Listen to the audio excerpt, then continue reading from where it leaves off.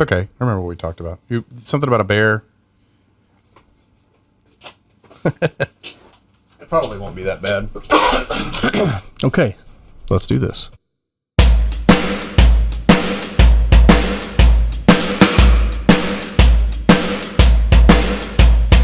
Welcome to the show. This is my show. Thanks for tuning in. Here it comes again.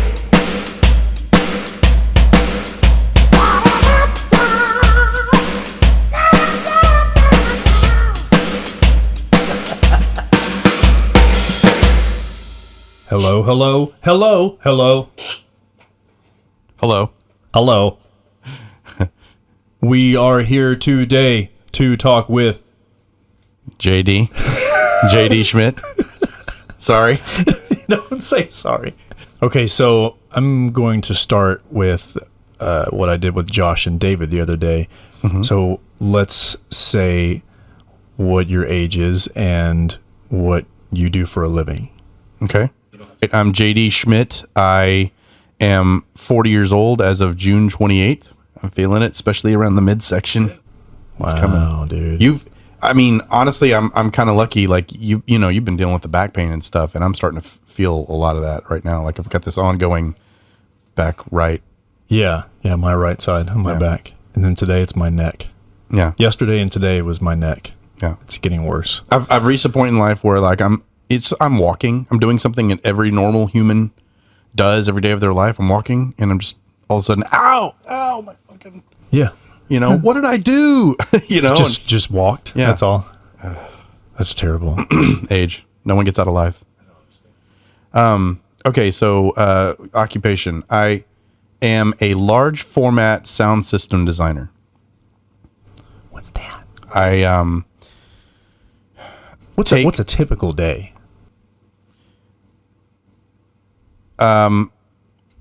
So I spend a lot of time taking parts and pieces from different audio manufacturers, professional audio manufacturers, and making them work together on paper. Okay. Right.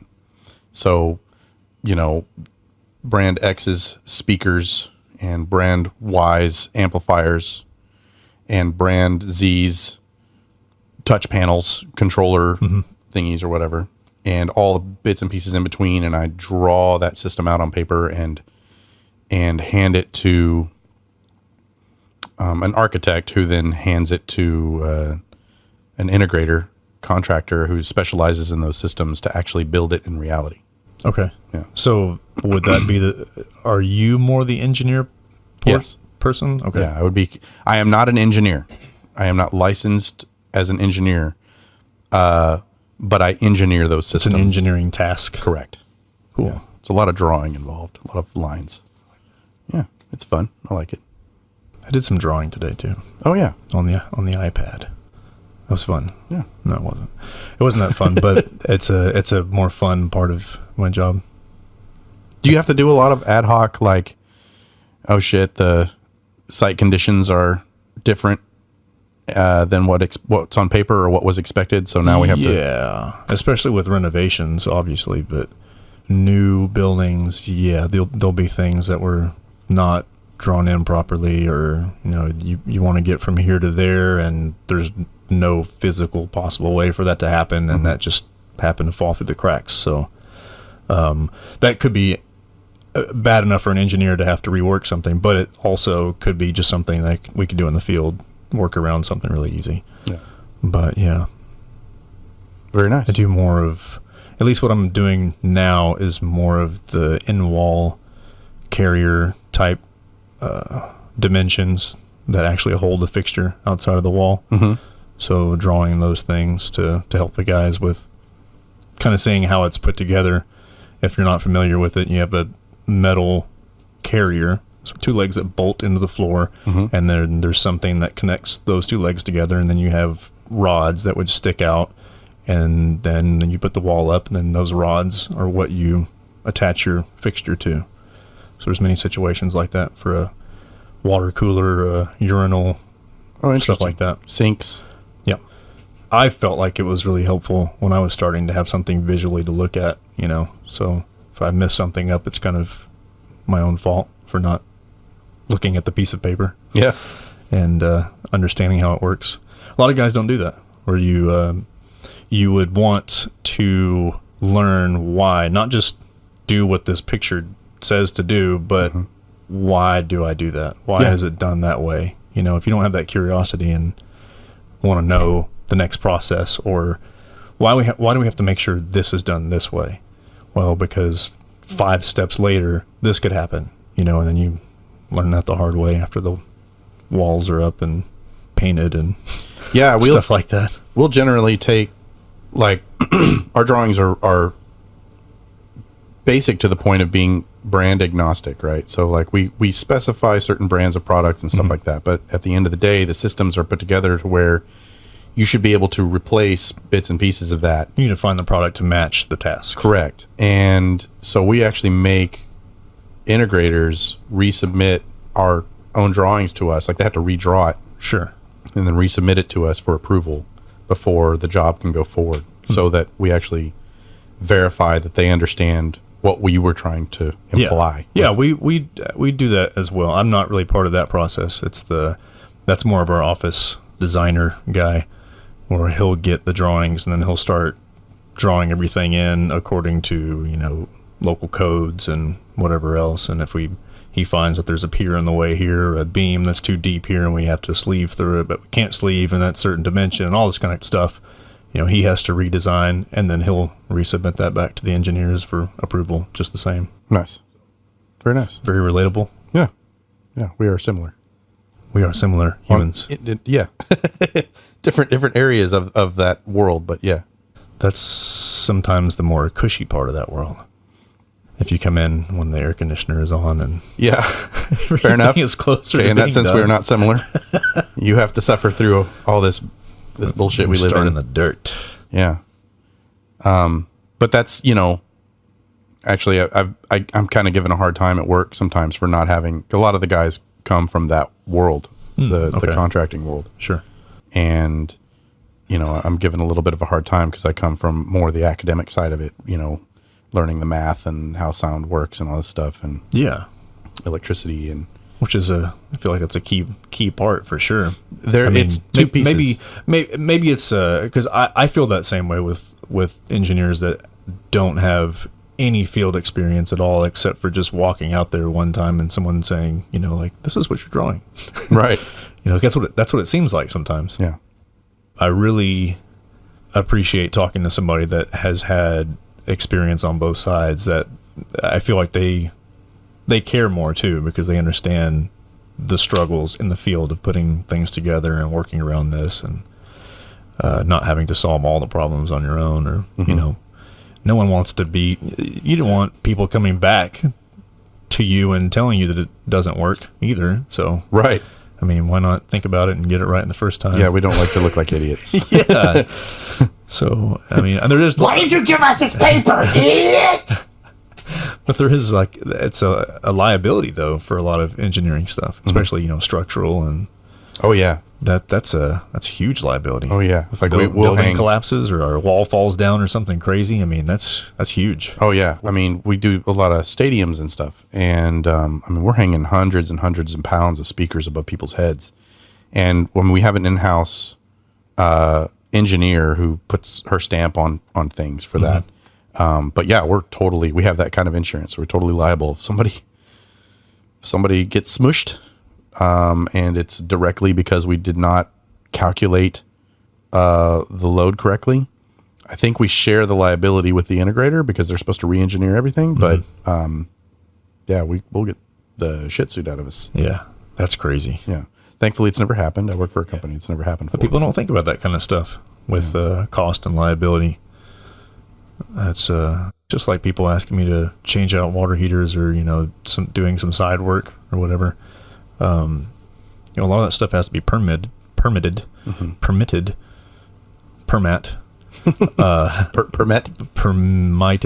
But I like if they're gas. That's just me personally. I hate messing with gas, and I'm not going to go bootleg someone's stuff together, even though if I don't do a lot of home repair or home plumbing anyway, so I don't feel comfortable enough to be aware in any situation. I've dealt with this before. This is an easy fix, or whatever. I mean, it's at the end of the day, it's, do you feel good about walking away from that house and never having to come back and never causing an accident?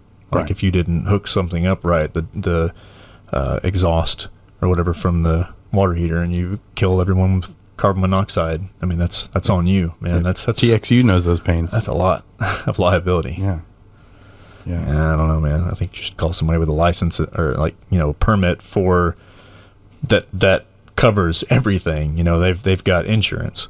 They've got everything. I don't have personal insurance with plumbing. It's all through the company. So Right. I'm not going to take that responsibility. That's probably smart. Yeah. It sounds like a sound. It's a sound. Strategical. It's a sound. It is. Sound, comma, sound. Words. They're fun. So what else, man? I'm actually looking at all these books that I have. Reminds me that I haven't read anything in probably a couple of weeks. And I have so many books unread that I feel like crap when I look at them, because I need to read them. And somebody recently that was on Joe Rogan's podcast, there was somebody that was on, I think it was him. But they were talking about reading anything or anything at any time, not finishing a book from front to back, just skimming through the book, finding things that interest you, that you want to learn from, or that you think is worth your time, and then moving on to the next book. He was like, I'm in 10 or 12 books right now, currently. I can't do it. That hurt my brain. But when I did think about it, it does open you up to more diversity, I guess. And maybe part of me subconsciously not continuing is I get bored. I'm kind of getting bored with this. I want to be done with this. It's interesting, but it takes time, and I want to move on to the next one. That's a severe inner conflict for me. Yeah. I mean, that could be just more like a ADD type of thing. Yeah, I have that problem with books. I have that problem with video games.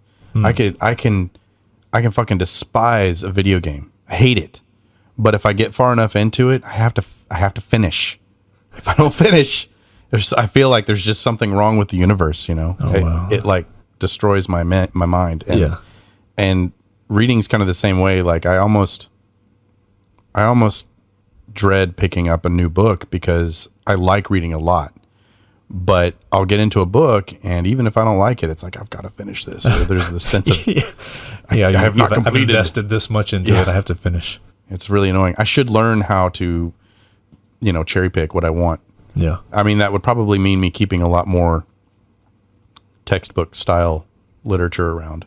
Because right now, pretty much my entire life, I just read, fantasy and classical literature and whatever. Not too many like technical books. My wife's completely different. She'll read, about astronomy and physics and all carpentry and all kinds of stuff. Yeah. But I can't. I want all of it. I've made the realization, it's been a while now, but more and more that I know nothing about history. I didn't retain hardly anything from school regarding history, and I feel like an idiot when people talk about war and all this stuff. I know nothing. So I'm looking at war books right now on the bottom shelf here.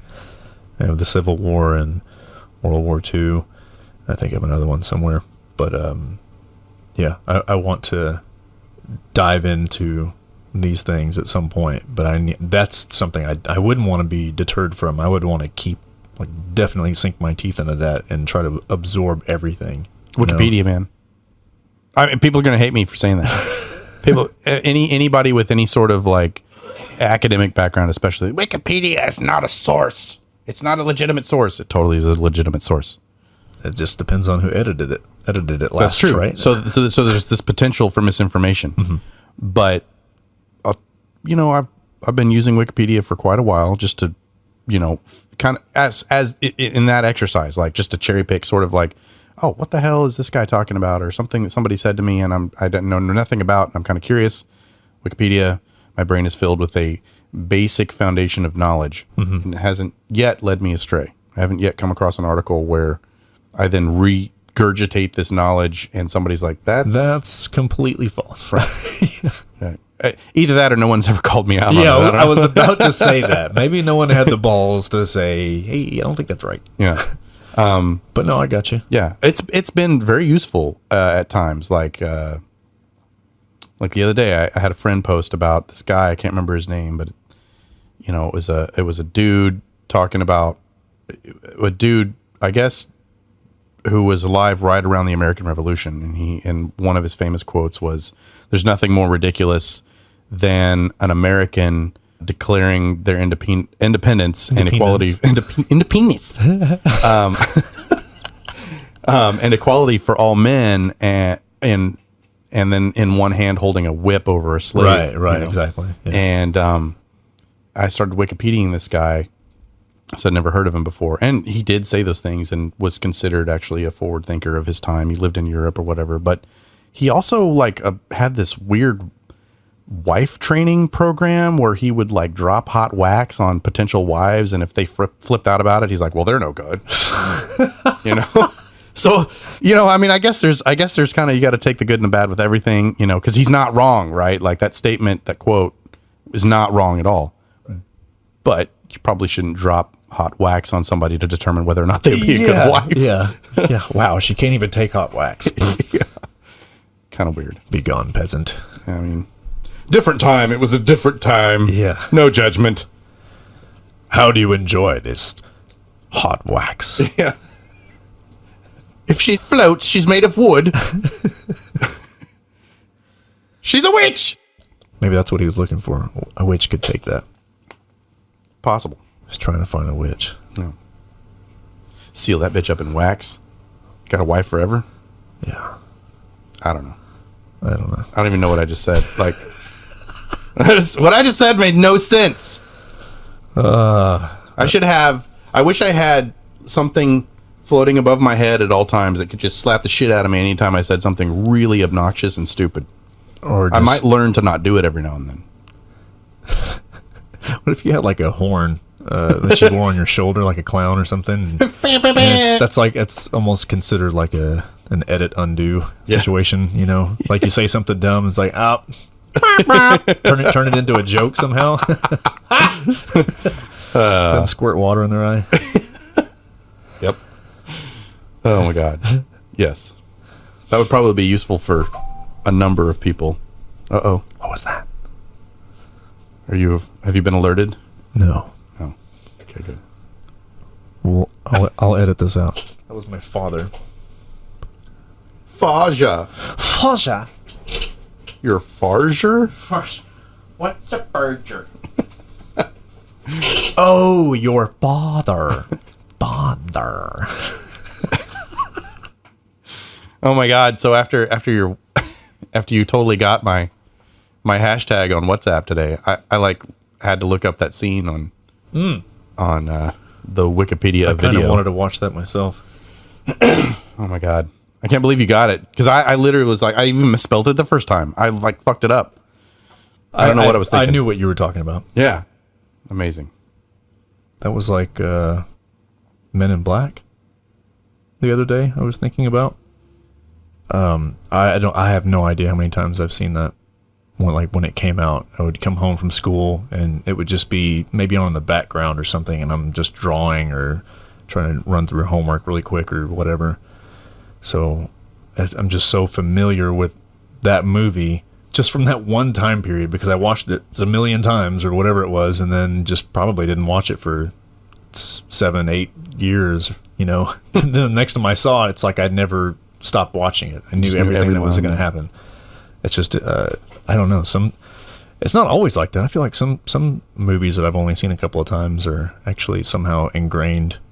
When I can't remember what I did yesterday sometimes, but that one scene in that one movie that's in there somewhere. And Power of Hollywood. They're brainwashing your ass, dude. Yeah. No, it's weird. It's like something triggers it by I see something that ties to that, and it's like something in my brain says, "Hey, use this." And it just comes out of nowhere. And then the other Have you person's usually like, what is that? What did you just say? You seen the new one? Was that a movie? Is that from the movie? Yeah.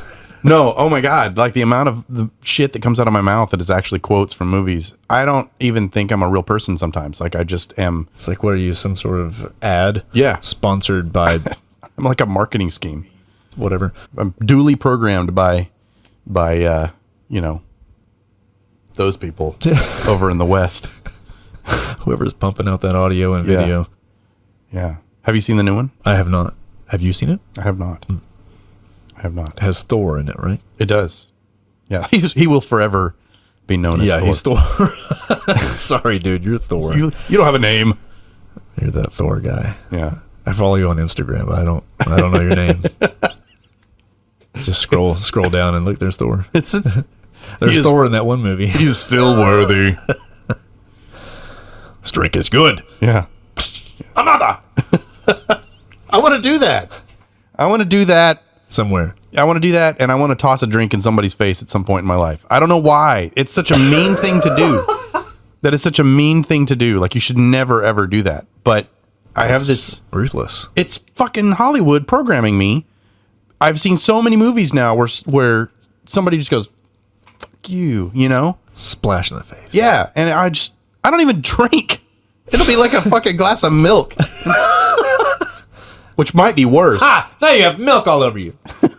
It sounds like something from the 30s, right? You got milk in your eye, baby. There's milk in your eye. That's the cat's pajamas. Have a good cry. There's milk in your eye. Yeah, I know. We all need to be singing through megaphones and talking about the new technology of the rotary phone. Today's news. Man gets milk thrown in his eye. This one news used to like mean something. People believed it. Yeah. There was never any question. Did you hear the news about Jimmy? He threw milk in Johnny's eye. Stop the presses! Local hero gets milk thrown in his eye. Local. Oh my God. Yeah. Last week he saved a dog or something.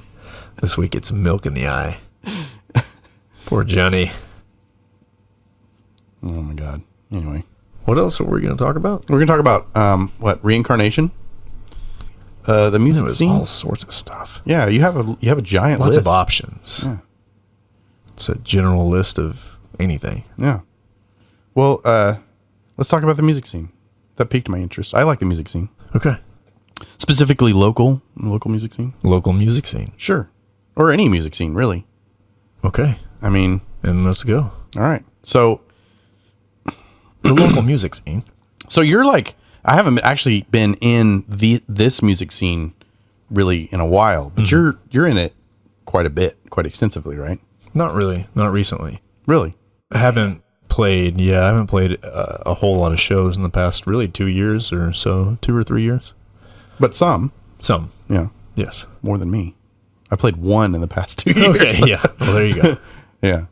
So, I mean, I know it's changed a lot from back when, we were doing our thing and, like back when I was playing a lot of shows, there was no promoters, promotional companies as they were like, Yeah. I think there's one, DMS is like a big one here. And, there was no need for that. There was no position for that. It was just the bands dealt directly with the clubs and people who worked for the clubs who might be in bands themselves or just be representative of ownership would like, I don't know, it was all this weird backyard handshake bullshit that sometimes didn't pan out very well for anybody Yeah. involved. And now there's like promotional people who, generally speaking, everyone that I've seen, they're all like ex-band members, like people who used to be in and around the music scene. Yeah. And I guess I don't understand, like, do they act as liaisons between the clubs and the musicians? Do they, Somewhat. I mean, what is their purpose? Almost like a management Really? kind of thing. I mean, are It they just the depends ones? on who it is. I mean, I don't know the real deep down task that everyone has, like a list of do's and don'ts as a promoter. I feel like it's going to be these days a Facebook page, or maybe a website, probably not, but it'll be a Facebook Like page. they do that? Yeah, they would have their own Facebook page, and either they would post it on their page and still like maybe help you get a show, not necessarily like a manager, because management would be like maybe negotiating a show. I don't really know. I feel like it is kind of a management position, but I'm not 100% sure. Because I mean I don't see a lot of managers, management people as much as promoters around here. Yeah. So that's more of a label thing, label and management.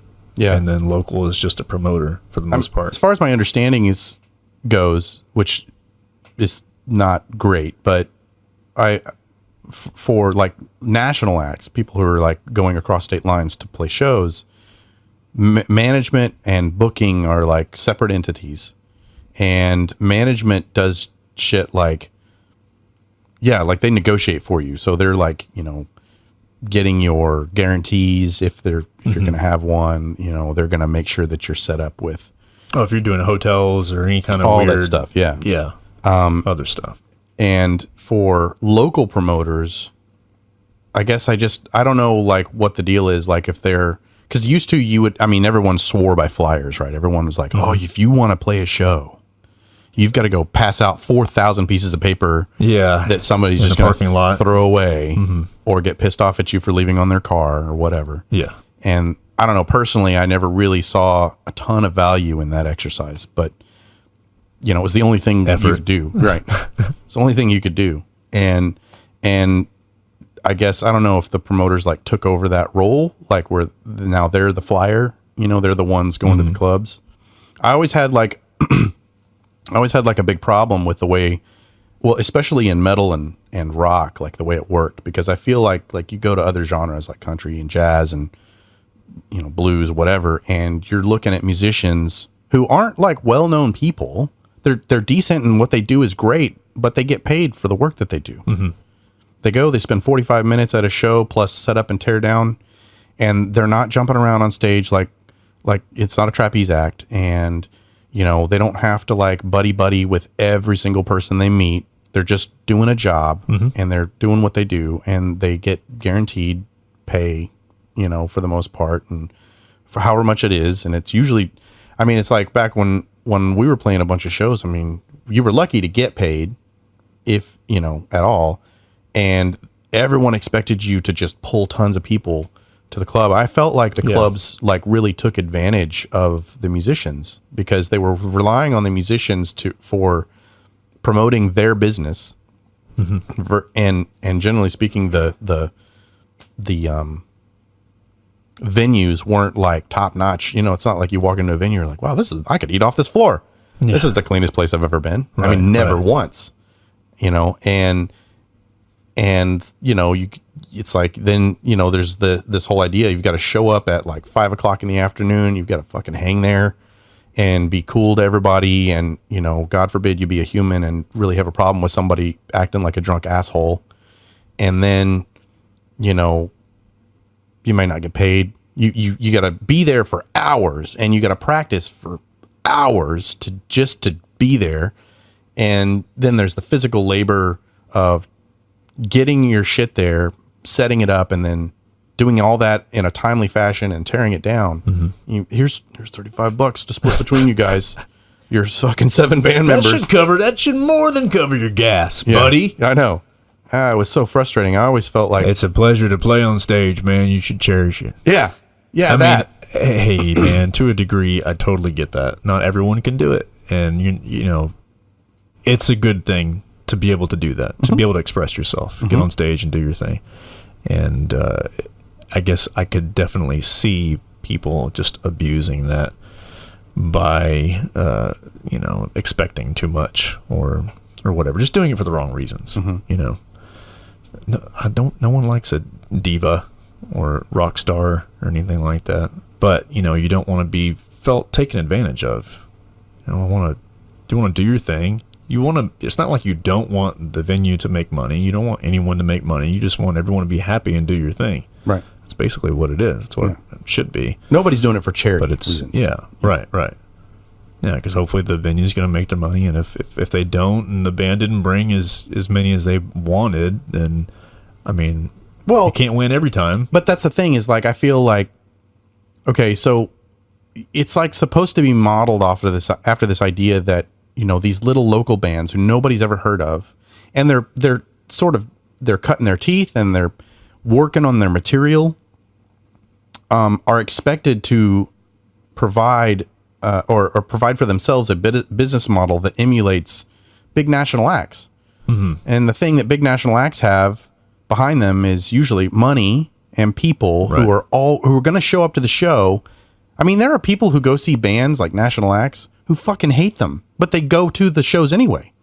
That's how much, I mean, I'm not saying national acts make a ton of money, but that's how many people they're pulling into the venues. Yeah. There's like this sort of guaranteed payout, and that doesn't exist. I feel like on a local level, especially when you're talking about teenagers, people who have to like go to school and there's other things involved that they're developing mentally and stuff like that, that you kind of have to protect them from being taken advantage of. Yeah, I think about scenarios of when I was younger at shows, and you know how I thought of a situation or how I handled a situation, how we as a band handled a situation, and I think, man, that's kind of dumb, you know. And nothing like hugely sticks out, but just looking back on that, thinking if I saw somebody do that now, that exact thing, I would think, what an idiot, you know? Yeah. And well, but how are you supposed to know? Exactly. You make mistakes. You learn from those mistakes. And I recognize that, so I feel like, well, there's progress somewhere. Well, right. I just feel like rock and metal clubs, you know, in a large part, and I'm not singling anybody out. I know that there are people who out there who don't do things this way, but I just feel like in a large part, I just as a background, I come from the local Houston music scene. And then did a lot of time in the Dallas scene back in like, you know, the early 2000s and late 2000s. And I just always saw this repeating pattern of the club, you know, you don't see flyers for the clubs anywhere except for at the club, but you see flyers for the bands that are playing at these clubs everywhere. Mm-hmm. And I feel like, well, okay, why isn't the club promoting its own business? You know, first of all, if you go to other genres of music, country, all the things I mentioned before, people show up to these venues expecting to hear good music, expecting to be entertained. The clubs themselves have a reputation for providing decent entertainment. Nobody worries really about, I mean, I guess there's a small group who do, but nobody really worries about it's this name that's on the bill. We're going to a venue and we're going to have some drinks and possibly some food, depending on what kind of venue it is. And there's going to be some live music, and we're going to be entertained. Right. We're not concerned. Oh, well, it's this guy. They're not so concerned about that, right?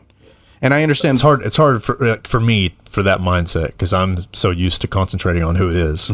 I don't think about the average person who might not care. It's just like you say, you're going for the atmosphere. You're going for continuous good music, good service, and everything else. You don't care necessarily. And you know, I think a big part of the difference there is that those clubs, they actually audition their acts.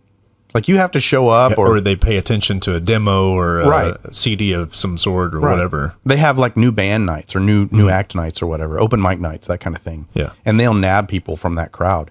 But that way, like, people get a chance to go up and they get a chance to practice being in front of people and kind of doing their thing. And they don't necessarily get paid for it either, but it's sort of a voluntary, like anyone can come up and do this. Yeah. And then out of that group of people, a select few of them will be approached. Hey, you guys want to play on a Friday night? You want to play this Saturday? We'll pay you $300, you know, that kind of thing. I mean, I know, I have several friends through several degrees of separation, who know people who are in, you know, local, like their house bands, and they get paid tons of money. Right. I mean, they make a living off of it. And that's just, it'll never happen in rock and metal. And it's not because there's not enough of a crowd, because there is. The crowds are huge. It's just that the business model is fucked. Well, also, there's a difference of time now where people are just completely content with watching something at home. They don't have to go to I don't have to sit around and smell ass all night because this guy doesn't know how to take a bath. Yeah.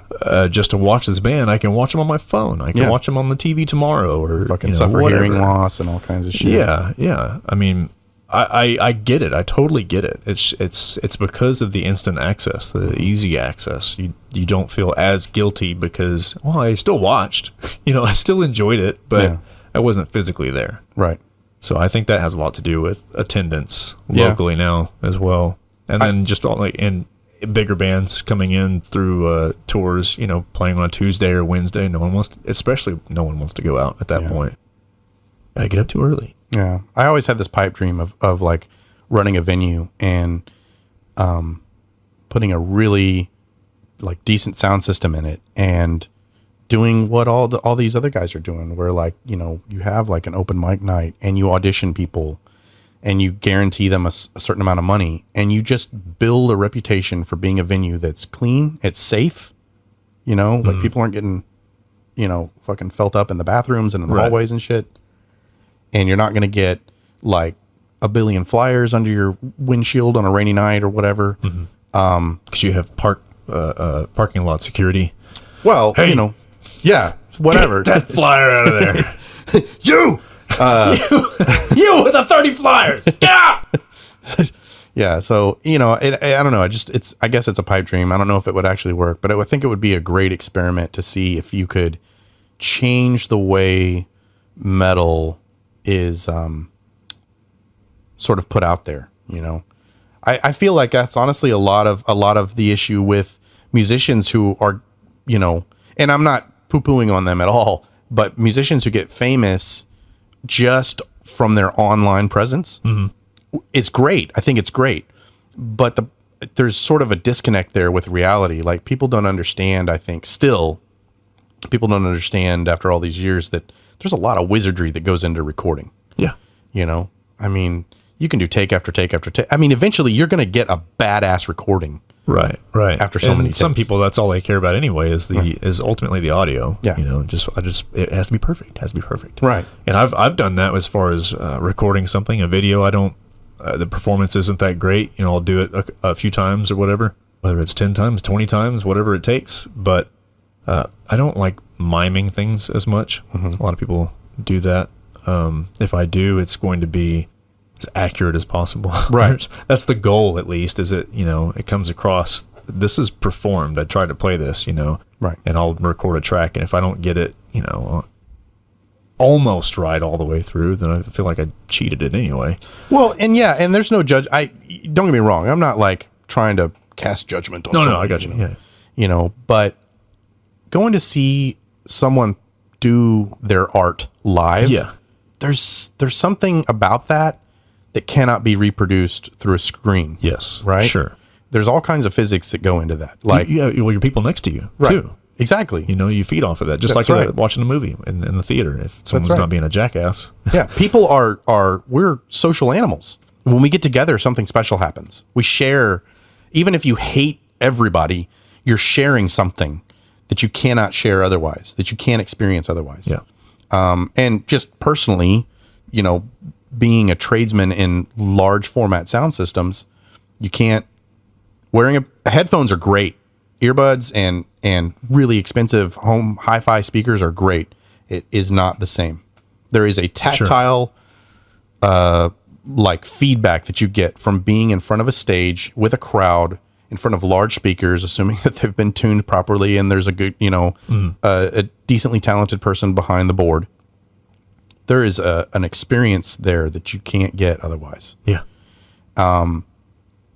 Just like there's an experience with having a video camera like focused in on someone's hands when they're playing, whatever, or focused in on someone's face in a studio. It's a completely different thing, right? Yeah. And so I feel like it's unfortunate, really, that because the music scene is sort of on a lull. I feel like. Curtain Club shut down a couple weeks ago, right? Yeah. And that's really sad. That was a monument, like a landmark of the Deep Ellum scene. Mm-hmm. I know there's clubs left for sure, but it's hard to view that headline and not feel a bit of heartache. Yeah, sure. Yeah, I believe that's. I don't know what the plan is or what all happened with that, but I feel like there's a lot of just evolution going on down in Deep Ellum right now that I don't know is necessarily beneficial for a lot of the metal scene, metal and rock scene. Yeah, but I mean, more people are flowing through. You have more people exposed to your music that could like it, you know, especially if they're drunk and stumble in like, oh, that's fucking cool, man. You go drunkenly buy a couple of CDs or whatever, and then you might have got a fan. Yeah. And then he'll spread it to his other drunk friends. But it's just a different atmosphere. And what you said about sound reminded me what I was going to say earlier about people trying to get people to venues as a local band. Not all venues sound the best. Some venues just don't really have their shit together. They don't, or I don't want to say they don't have their shit together. They don't have the right equipment or the right people to run the equipment. Right. So, you know, hey, come play at our place, and we'll pay you good or whatever. You know, just bring some people.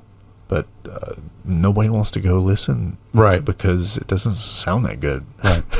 Yeah, and it's discouraging to play and not hear yourself sounding that good just the same, you know. I feel like I don't have the same energy. If it sounds good up in my ears and I see everyone else not cringing and they're enjoying the sound, like, yeah, we'll feed off of that. That's what's up. But I feel like, man, I really feel like in-ears fixed that for me. Like I felt that a lot. I mean, people have been using those trapezoid stage monitors forever. Right. And as a singer, get in front of one of those things with a mic is the scariest thing, because if your monitor guy, I mean, first of all, you got to kind of practice what you're doing, mic technique and where to go on stage and where not to go, and watch out for your band members because they're going to clobber you with their fucking instruments and shit. And then you get too close to that monitor and it's woo, you know, right in the middle of, you know, something special. And that's, you know, that's a high point of anxiety. At least it was for me. So in-ears really, really fixed that for me. But they cost fucking arm and a leg. Yeah. $1,000 for a decent setup just to start. And that's not the molds. You got to get the molds too. That's another, you know, session bad. At the ear place. Yeah. Whatever. It's bad. It costs a lot of money. It's an investment.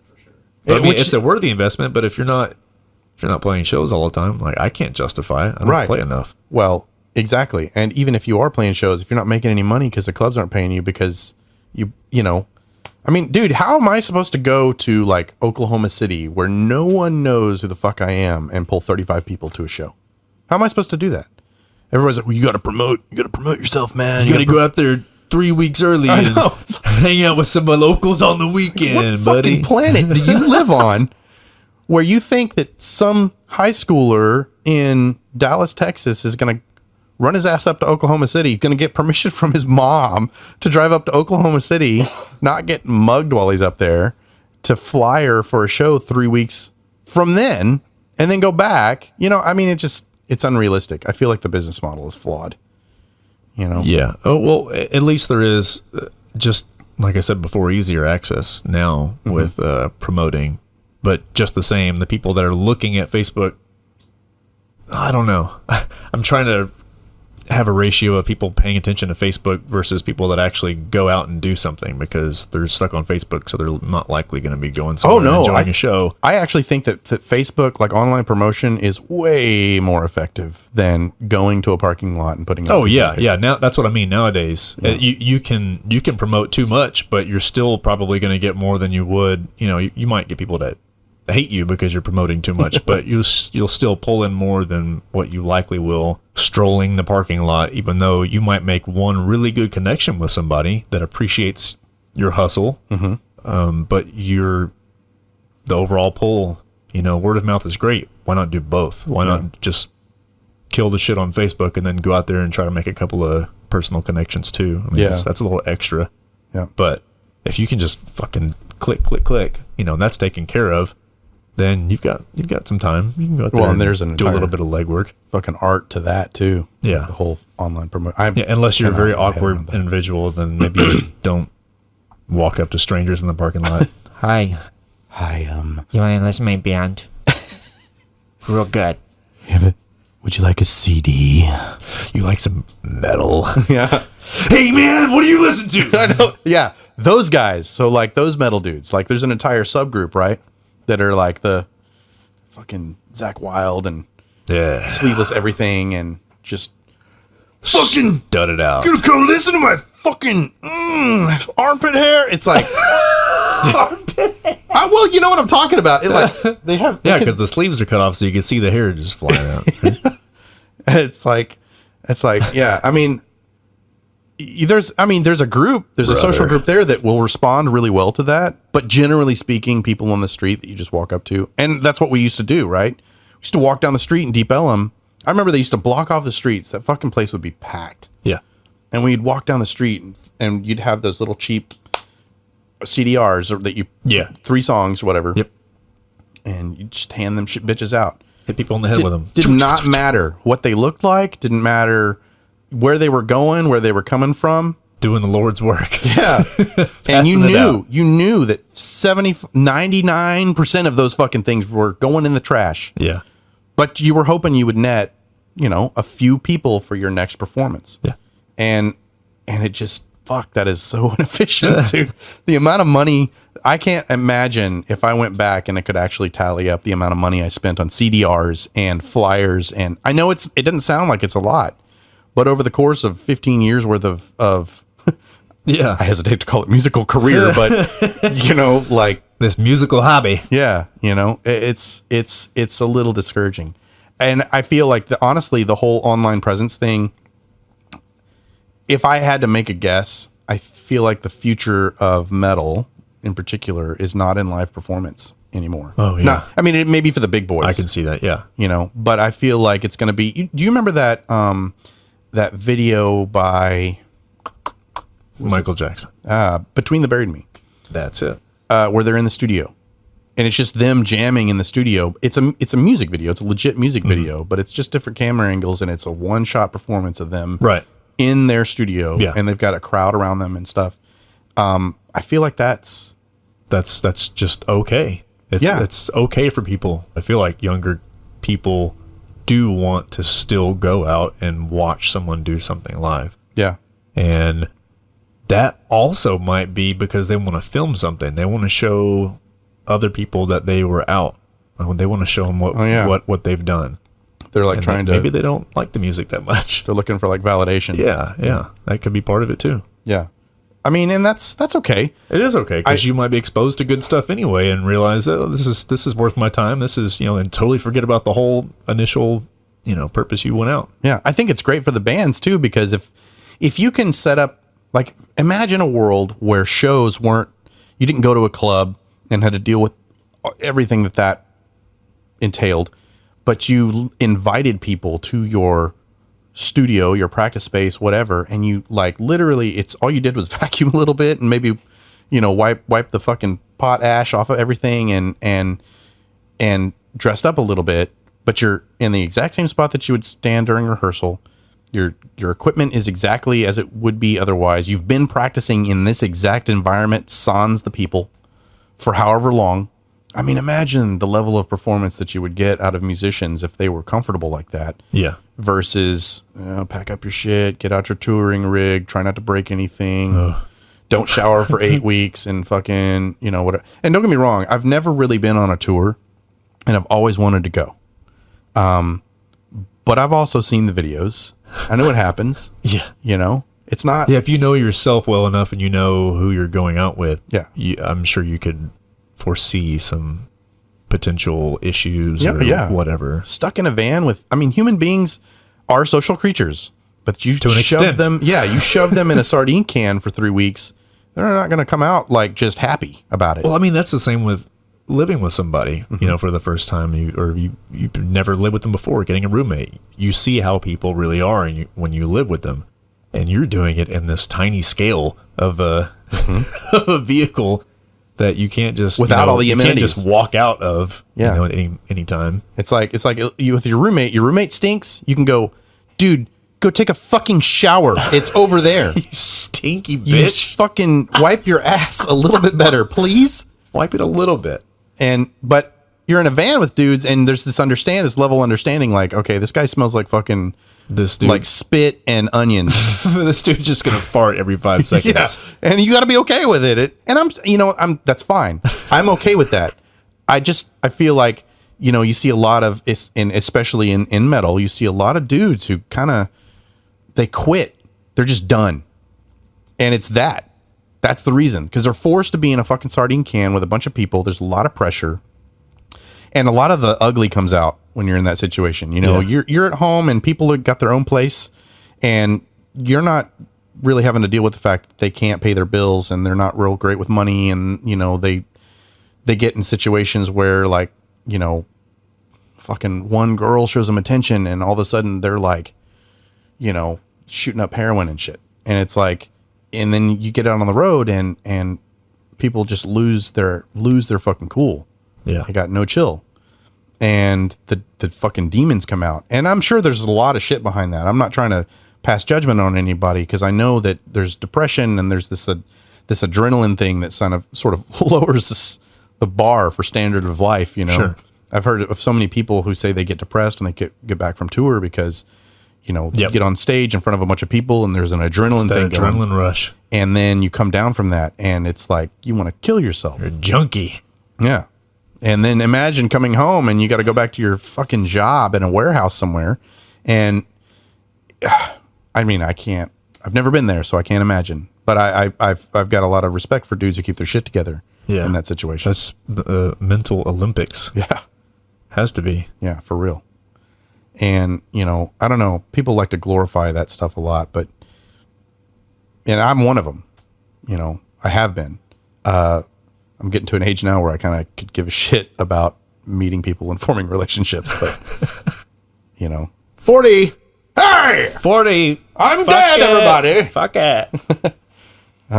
No, but I don't know. I think that the situation with the clubs treating new bands, unknown bands, the way they do has really set up the situation where it's sort of pushed us all in this direction of like, okay, you guys just stay home and do the best you can from there.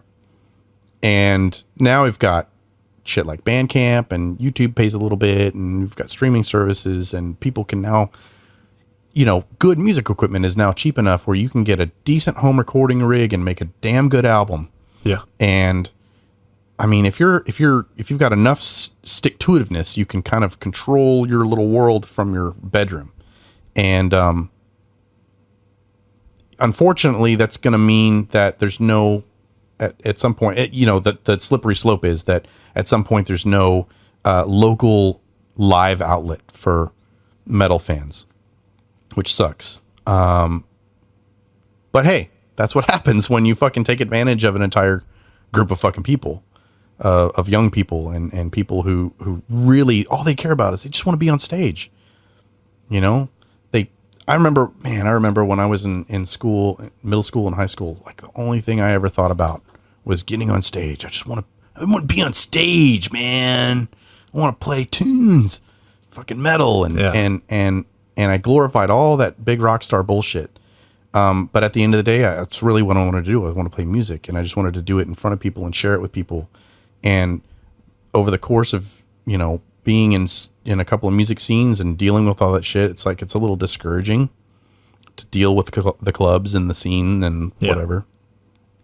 And I wish I was growing up now where it's actually more beneficial for me to stay in my bedroom and just learn how to record, learn how to produce, and get better at my instrument. And I can do everything from there. And every now and then I invite some people over and videotape it. And that's my show.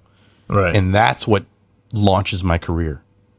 And then from there, there's like this big sort of, I guess, gap from playing that to like actually going on the road and sharing your talent with the people who actually want to see it live, instead of just trying to grab those 35 people that are your friends who are never going to show up to another show, on a Thursday night or whatever. Yeah. I mean, it's a long process. It's a dedication. It's a constant building of something. It's like building a car, just every little thing that you do, all this work, playing this show, you're starting, with the axle and the wheels, and then you put the frame on there. Then you got the engine coming in later, and then you're trying to build this thing so it'll last, and then keep driving into the freaking sun while sharing your music. But it's a tough road for a lot of people. I don't think I'm cut out for it. I don't know that I don't think I ever wanted to tour and be on a big label or whatever very much at all. If anything, it was very short-lived in my head. I thought of it was cool every now and then, but I never was really geared towards that. I wanted to share music. I wanted to play and perform. I have an itch to jump on stage too, but it really started with me as I want to hear something that I'm not hearing someone else play. I feel like I'm missing something. So I would write what I feel like I'm missing. I want to write something different. It wasn't that different. It was just, different style or different riff, whatever. Yeah. But it scratched the itch, and that's kind of what inspired me to keep going and to play shows and write more songs. I liked sharing stuff with people. If they respond to it with a smile, then that's awesome. That's all the reward I need. It's cool to be able to share something that you made or thought of in your fat head and were able to get out somehow. Yeah. No, I totally agree. For me, it was recording. I love studio work. Yeah. I would I'm like one of those dudes that would fucking starve their children playing World of Warcraft or whatever, only with recording. Stick me in a studio and I just forget everything else. I love the whole idea of creating something and being able to track it and make it sound a certain way. Yeah. I've always like watching the old Metallica videos and stuff of their recording, like the Black Album making of that.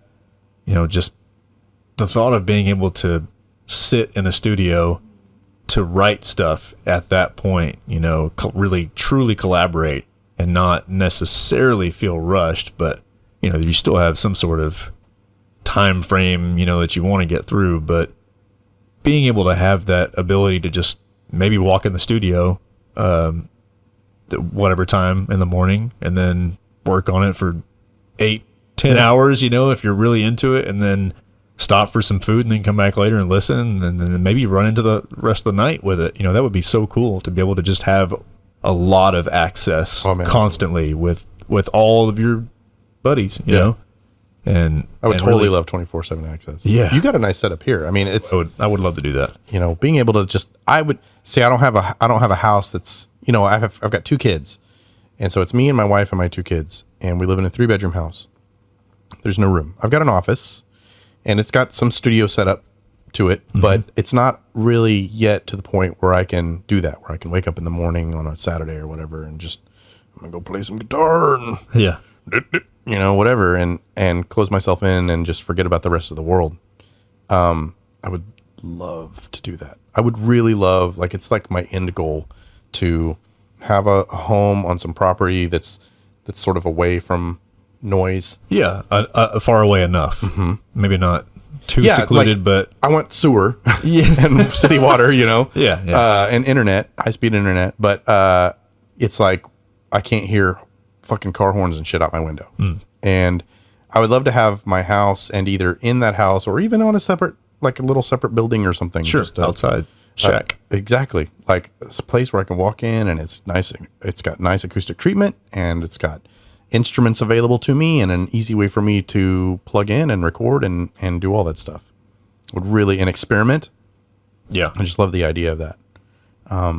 Touring. I mean, like I said before, I've always wanted to experience it because I've never experienced it before. But I mean, I have a feeling it's kind of like smashing your foot with a hammer. You're like, well, I've never felt that before. Smack.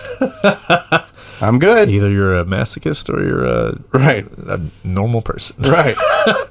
I'm sure. And don't get me wrong. I'm sure that standing in front of tons of people who are screaming the lyrics to your song while you sing it, it's probably a fucking amazing feeling. Thinking back, that's probably one of the best feelings. Yeah. Or most rewarding feelings on stage.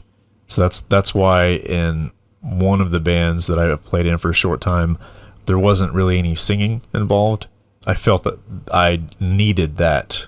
That's interesting. That chorus, to be heard. I needed to experience that again because, people enjoying the show is one thing, but people actually singing along and like looking at you and engaging while you're singing, that's a really powerful feeling. Yeah.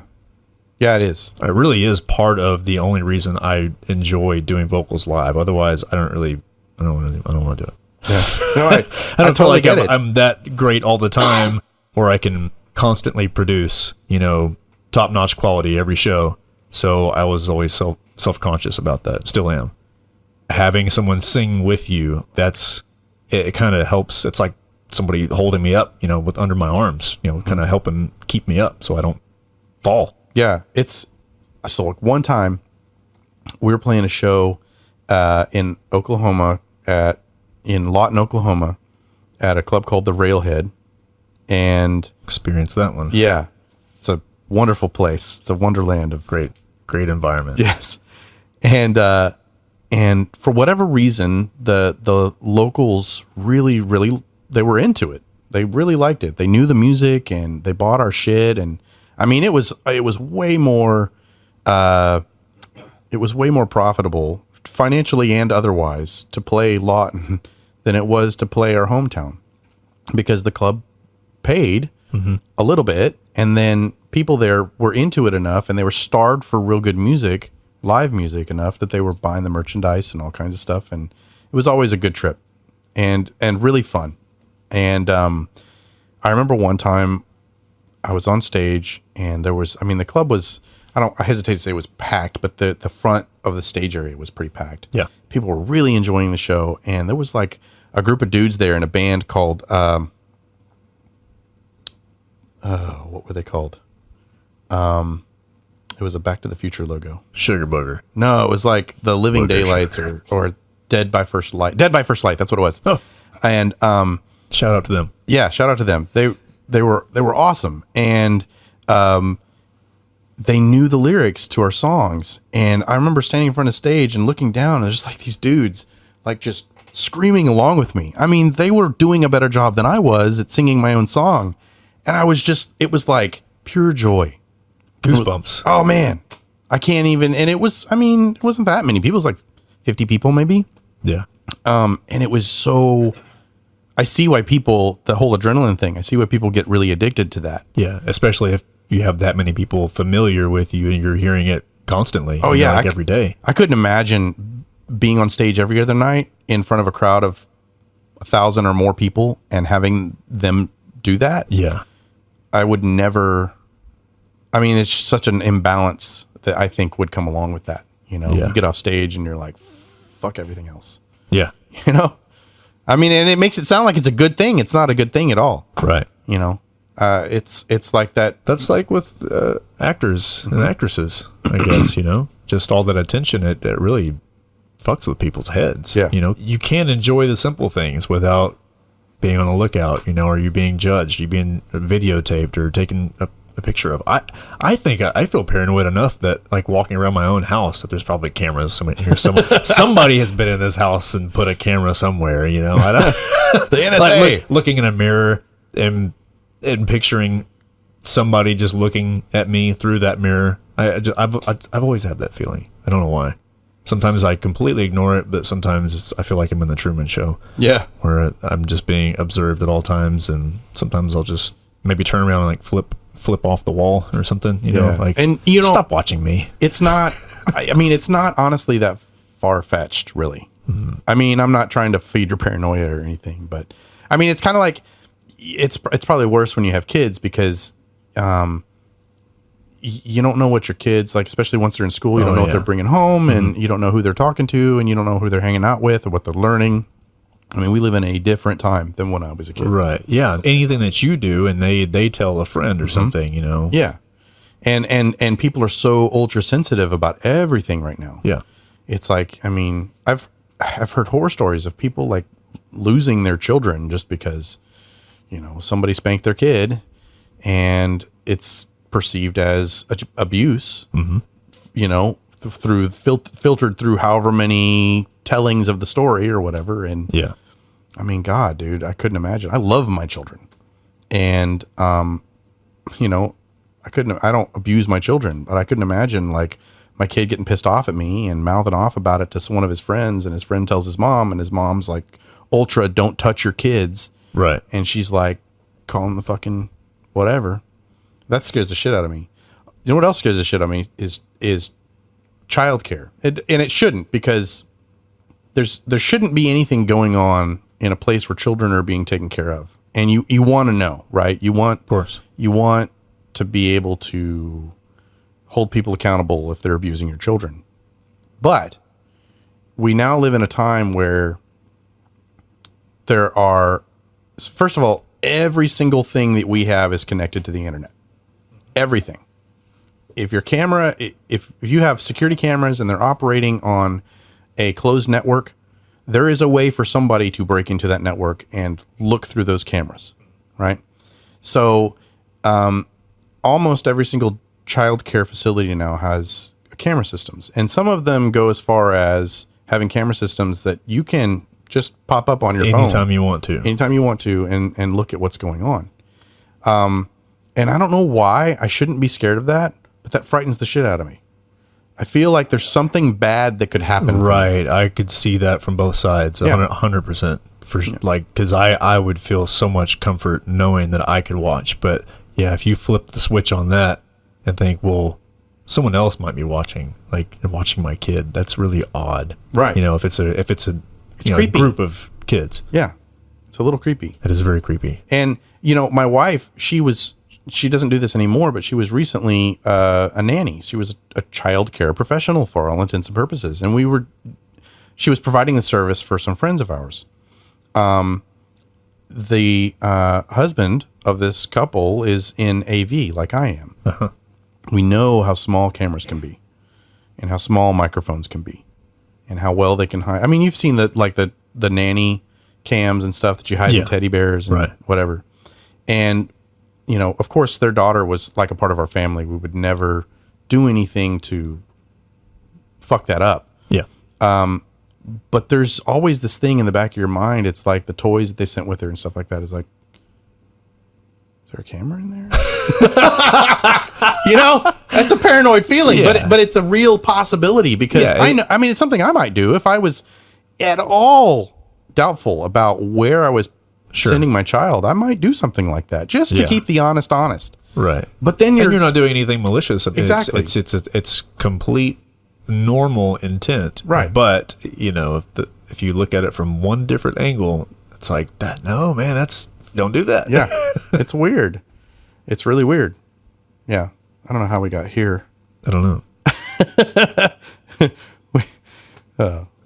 Yeah. So yeah, I mean, I can see a constant paranoia with kids, just that access or how they're being taught at any moment that they're not with you. Mm-hmm. You know, what kind of stuff they're picking up. I remember a lot of things when I was a kid that, you know, I didn't latch on to. Nothing is like sticking out, but I mean, the things that I would observe and then not really understand until like years later that maybe that was bad or, oh, that was a lie or, you know, that wasn't true. You know, connecting the dots later. Yeah. Not realizing being around my dad and his friends, you know, having some drinks or something. And I didn't think anything of it. But, you know, thinking about it now, I might think, well, that might not have been the greatest idea. Not to say that I think that, but it makes you kind of second guess how you were brought up and maybe how you should present yourself in front of your kids and the people around your kids. And just, I understand the parent paranoia of watching certain shows.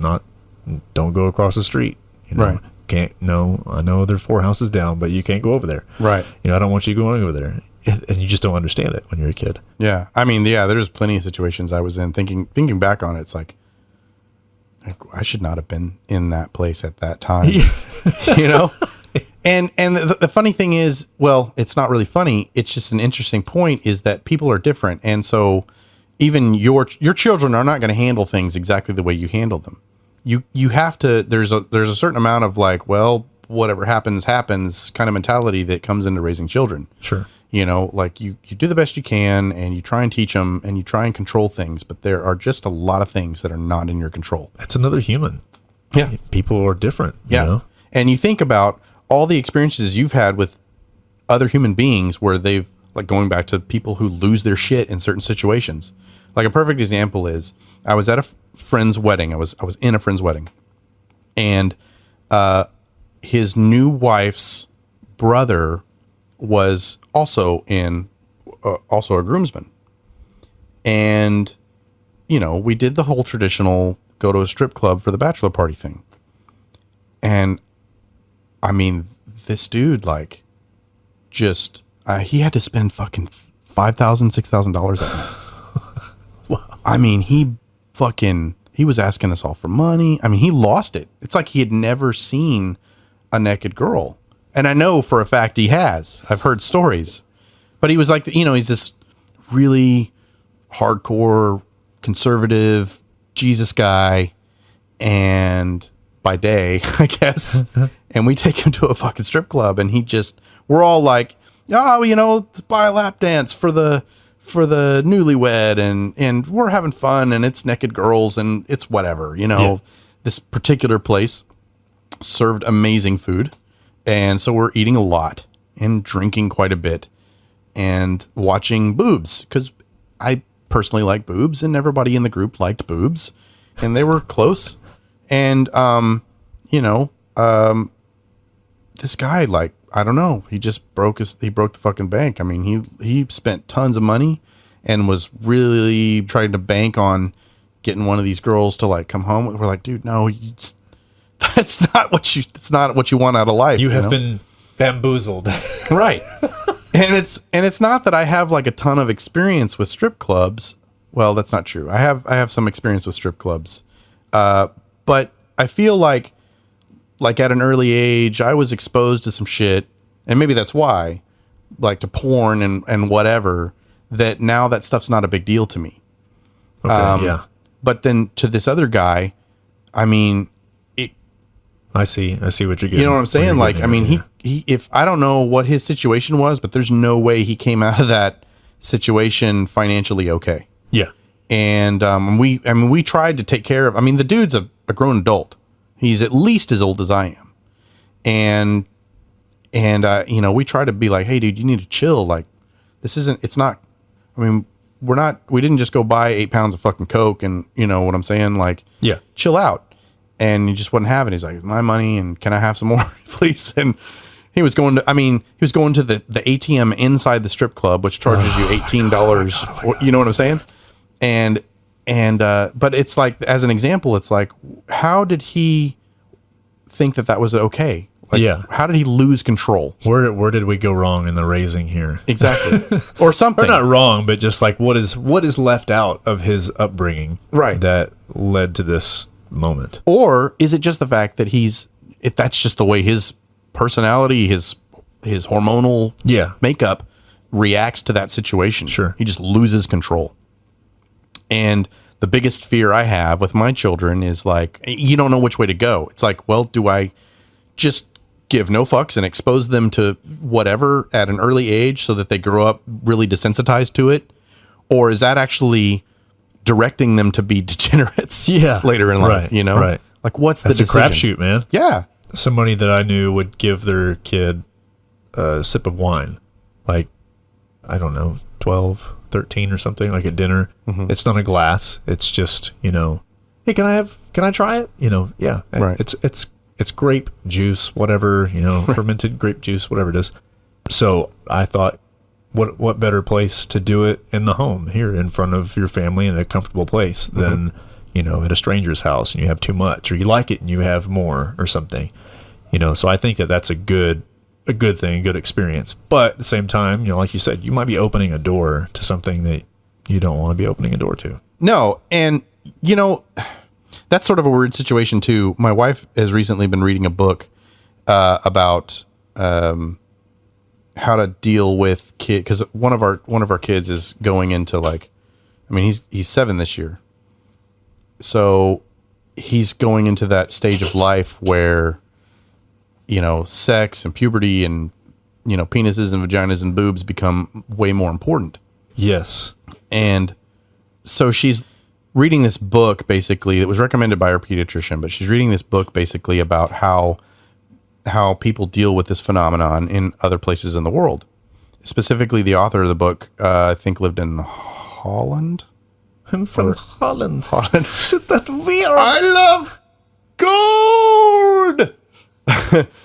And isn't that weird? Isn't that weird? Holland or Amsterdam? Holland? I can't remember. Anyway, they deal with that shit way differently over there. Sexuality means something completely different than it does here.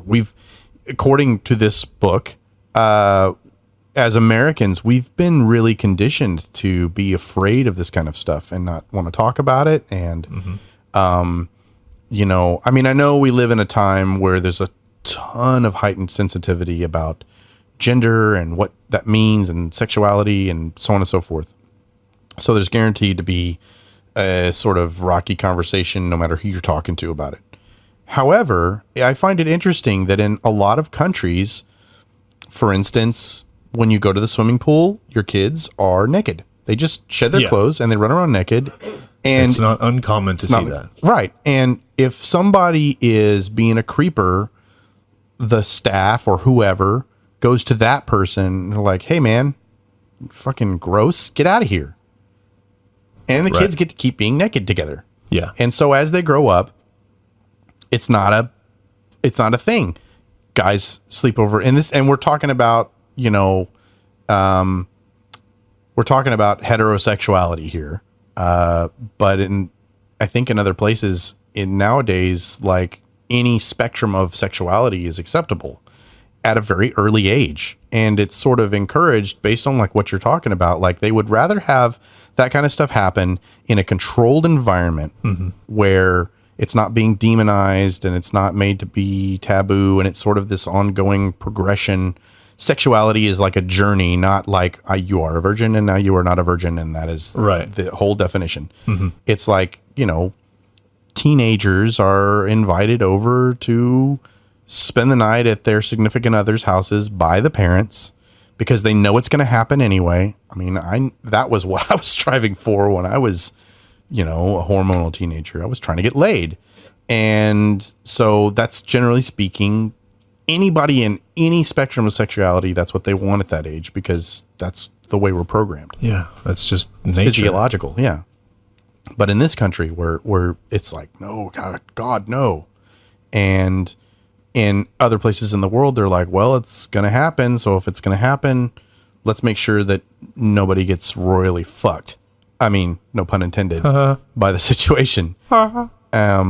So there's this big question of, well, okay, so by really discouraging our children from engaging in these activities, and you're too young for that kind of mentality, are we in fact exacerbating the situation? Yes. Are we actually directing them to do it because we're making it so taboo that not only are we encouraging them to do it subconsciously, but we're also setting up a situation where something fucked up might happen. There's all kinds of things involved. Consent is a big thing now. And are you hurting someone else? Do you know what you're doing? Are you being safe? Do you have the tools to be safe so that maybe someone has a less chance of getting pregnant or whatever? Yeah. Are you thinking it through? Right. Is it a decision that two people have made together, or is it like somebody forcing the issue? You don't know because you're not fucking around because you discouraged your kids.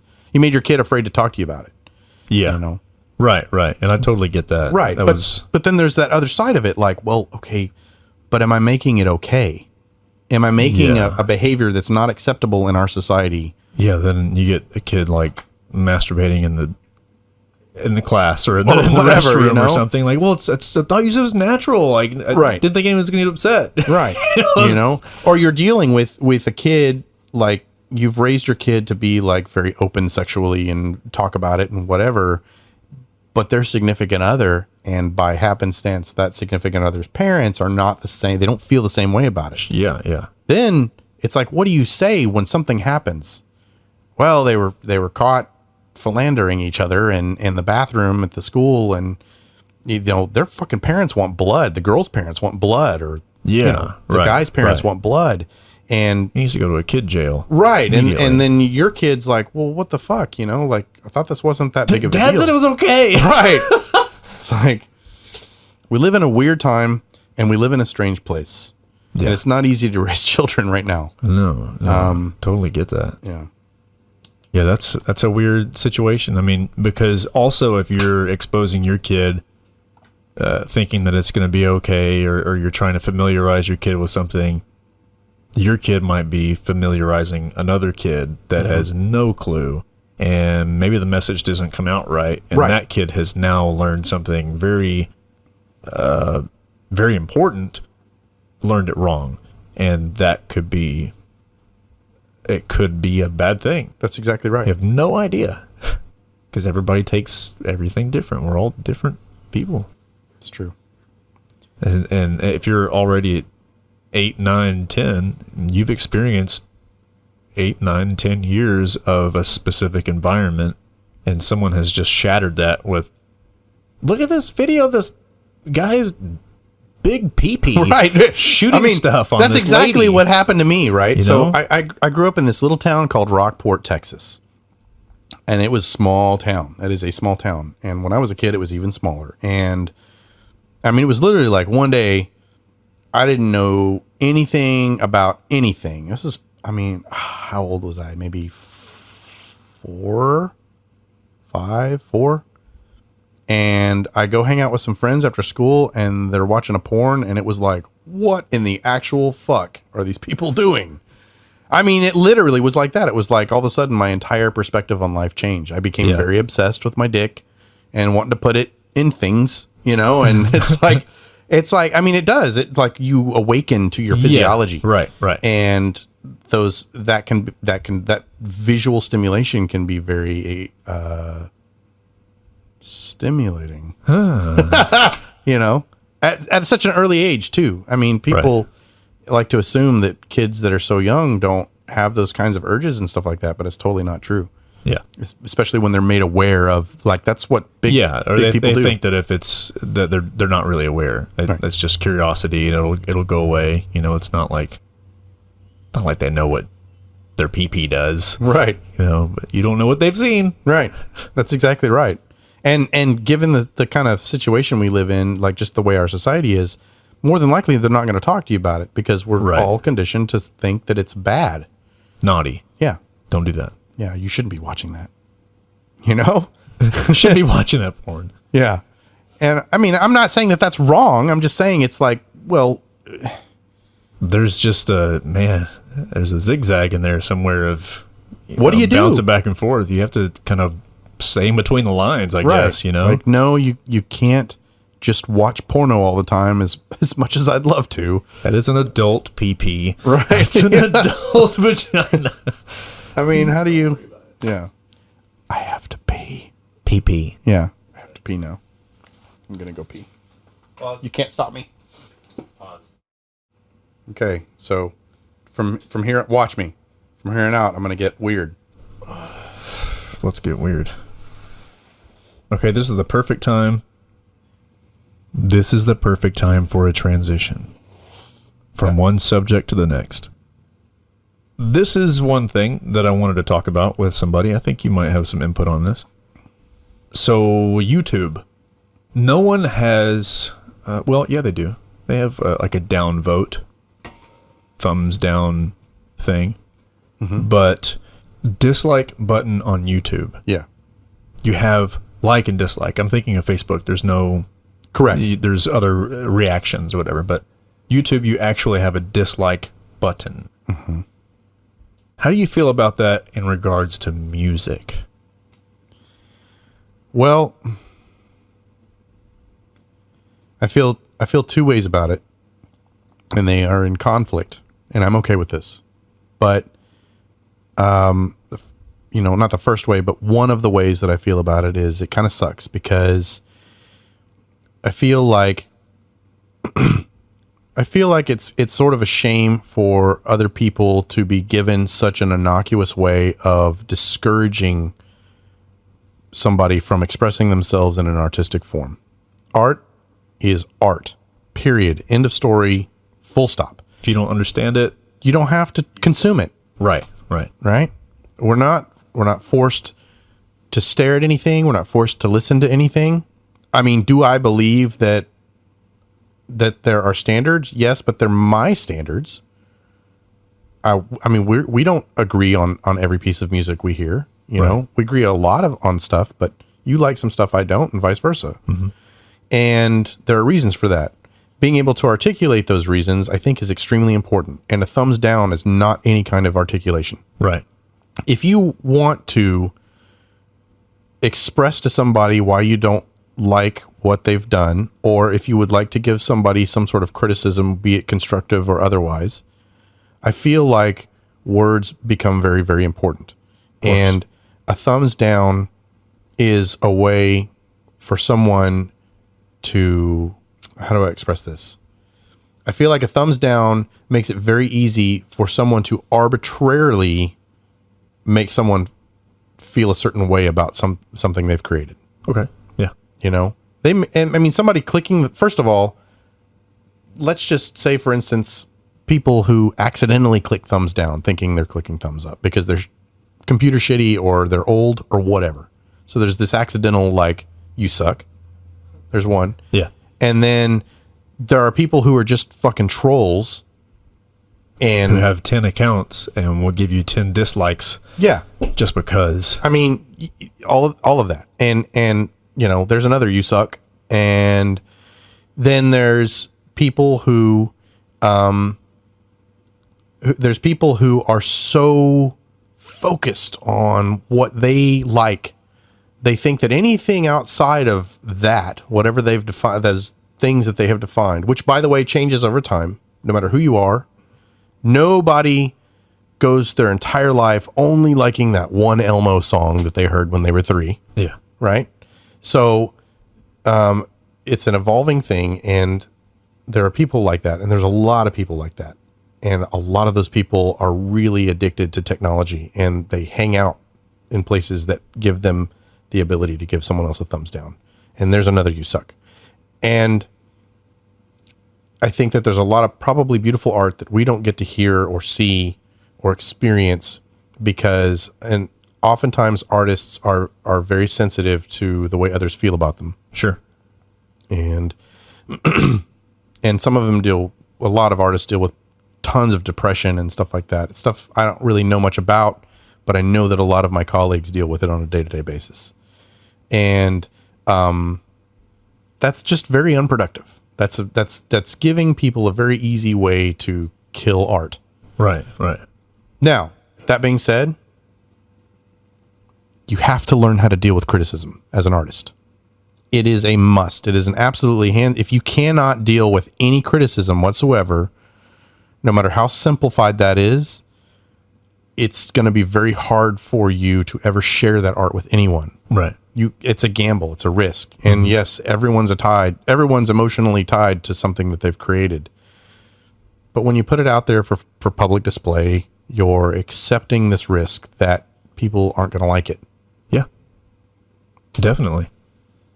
It's like a test. Yeah. You know, I mean, if you put it out there only expecting to hear praises, then you might be a little bit delusional and inexperienced. Well, and I honestly think it's at the end of the day, it shouldn't matter. Right. If nobody likes your shit, or is that why you're doing it? Yeah, exactly. Or is it something that comes from the inside? You know, we all poop. We all take dumps. Oh, I leave them. you. Yes. Sorry, I went there. You are more correct than I.